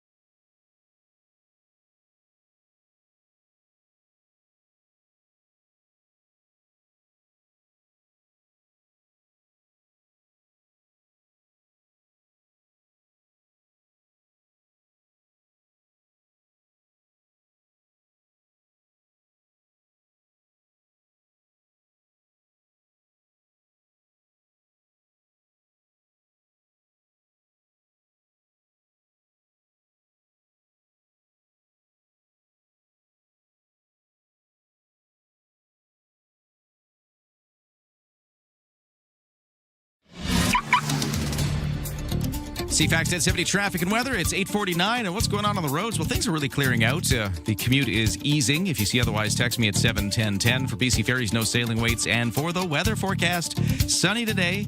Temperatures very much in line with what we've seen. It gets warmer tomorrow. Highs of 26 with some humidity, but some clouds coming in, leading us to an overcast weekend with showers by Saturday night. Now, that's new in the forecast here. Originally, we were wondering, will it just be cloudy or will there be rain? Well, the answer is it looks like showers Saturday night and a bit on Sunday as well. Right now, for the temperatures, we're starting to warm up into the day. At the airport, it's 17 degrees. Thanks for starting your day with us. Ryan and Lisa, mornings on CFAX 1070. Well, it might be the dog days of summer when it comes to BC politics, and the fall legislative session is fast approaching. But there's still many pressing issues with our healthcare system that don't take a break and are still simmering away. Last we checked in on, say, the Nanaimo inpatient tower and cath lab story that we've been following here on the show. Island Health had just recently closed its application process for a contractor on the concept plan, and Up Island advocates tell us getting this thing built is badly needed for equitable care access. Meanwhile, our colleagues at CTV Vancouver Island just broke a story highlighting how a teen who has waited more than 2 years for a scoliosis surgery, had to have those kind of delays. So lots of issues going on when it comes to healthcare. So we thought it's time to catch up with some of these with our next guest, Courtney Comox, MLA, rural health critic Brennan Day, who's joining us on the line. We'll get him up here on the line. Sir, how you doing? Hey, very good. Thanks, Ryan. Yeah, so it might be summertime. We're all kind of off somewhere else, but these healthcare issues don't go away. Let's start with that cath lab story, which we've been following. Catch us up where that's at. Well, the cath lab's been an ongoing issue since I took office, and certainly the area north of the Malahat is extremely underserved. We serve a population of over 500,000 people, and we're one of the few areas in the entire G7 that doesn't have an access to a catheterization lab for the size of population we have. So it's been an ongoing issue here to get equitable healthcare treatment north of the Malahat. It sounds like things are moving forward a little bit, or are they? Well, I mean, by inches, not miles. We have to start really pushing for this. And, the holdup thus far has been trying to separate the cath lab from the tower that's also desperately needed in Nanaimo to try and get it going. They've identified areas there where it could go that's close enough to the ICU so they can move patients over and have it built independently of that tower. And we need to start thinking in far more urgent terms here when it comes to upgrading the facilities, especially in Nanaimo, that are very outdated. We're heading into a fall BC legislative session. What do you see as the big issues in healthcare right now that might be hitting those headlines once we get into the session? Well, we've always got a capacity issue here in BC, and it's not getting better. We have almost 15,000 funded vacancies across the health authorities in British Columbia, and almost half of those are in nursing. And we see an outsized problem here on the island, given our more elderly population, and in Northern Health, where it's harder to recruit. So we really need to try and figure out creative ways to push to get those funded vacancies going, because right now the money is allocated and it's not being spent, and unfortunately that's not improving anybody's position, whether they're on a wait list or waiting for primary care. When we do get to the fall session, we're going to have a whole new health minister in charge, because as we were covering last week, we had a cabinet shuffle. We have seen Josie Osborne moved out as the health minister, going to take on finance, and we've got Ravi Kahlon, the new BC health minister. What do you make of that shuffle and moving Osborne out of health? Well, the first thing I want to say is, we want to make sure that our thoughts are with Brenda Bailey as she goes through her cancer treatment, and we're obviously all pulling for a successful result there.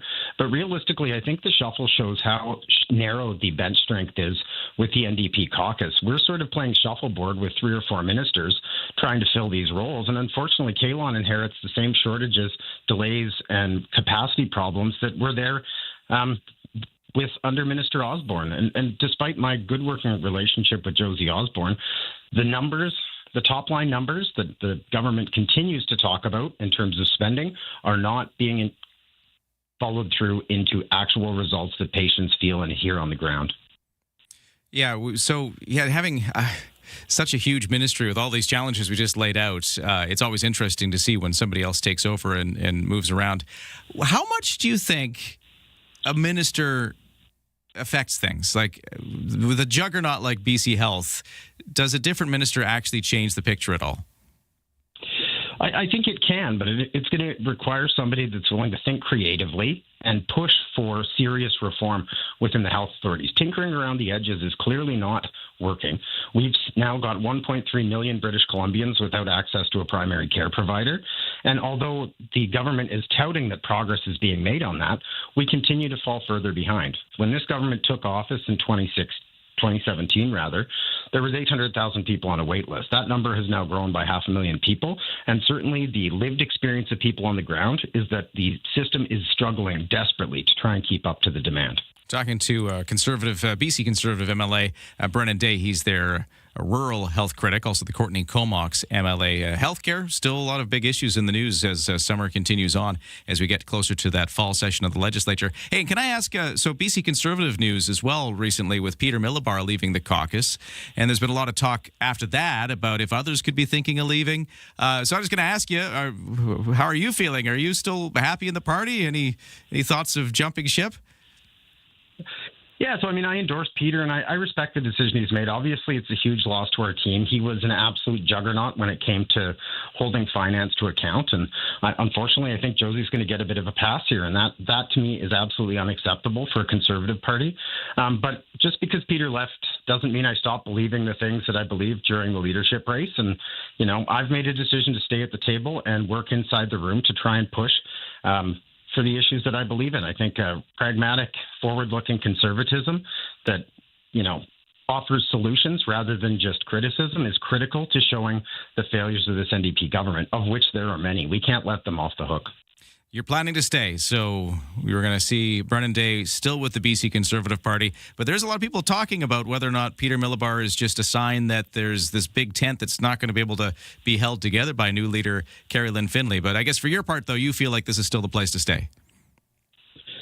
We need a vocal and effective opposition, and I'll continue to stay inside the room to make sure that they're held to account just as much as the NDP is, because we need to absolutely change the government that is failing British Columbia on a multitude of issues, whether it's affordability, healthcare, public safety, or the disastrous economic growth we're seeing. We absolutely need to be laser focused on that, and that'll be where my attention remains, certainly. Brennan Day, Courtney Comox, MLA with BC Conservatives, the rural health critic. Great to catch up with you and talk about all these issues. I'm sure we'll do it again soon. Enjoy the rest of your day. Excellent. Thanks, Ryan. Have a good summer. Yeah, you too. Whatever's left of it, because we're getting kind of close. It's August 20th today, everybody. Wonderful day, though. Lisa's giving me the no, stay away, fall symbol from the other side of the room. We'll be back with you tomorrow with more Guns N' Roses tickets to give away, more great talk about what's going on in your community and beyond. So glad you could join us, and hopefully you'll join us tomorrow. We've got Vassy Kapelos with the national news coming up right after Lisa's 9 o'clock report.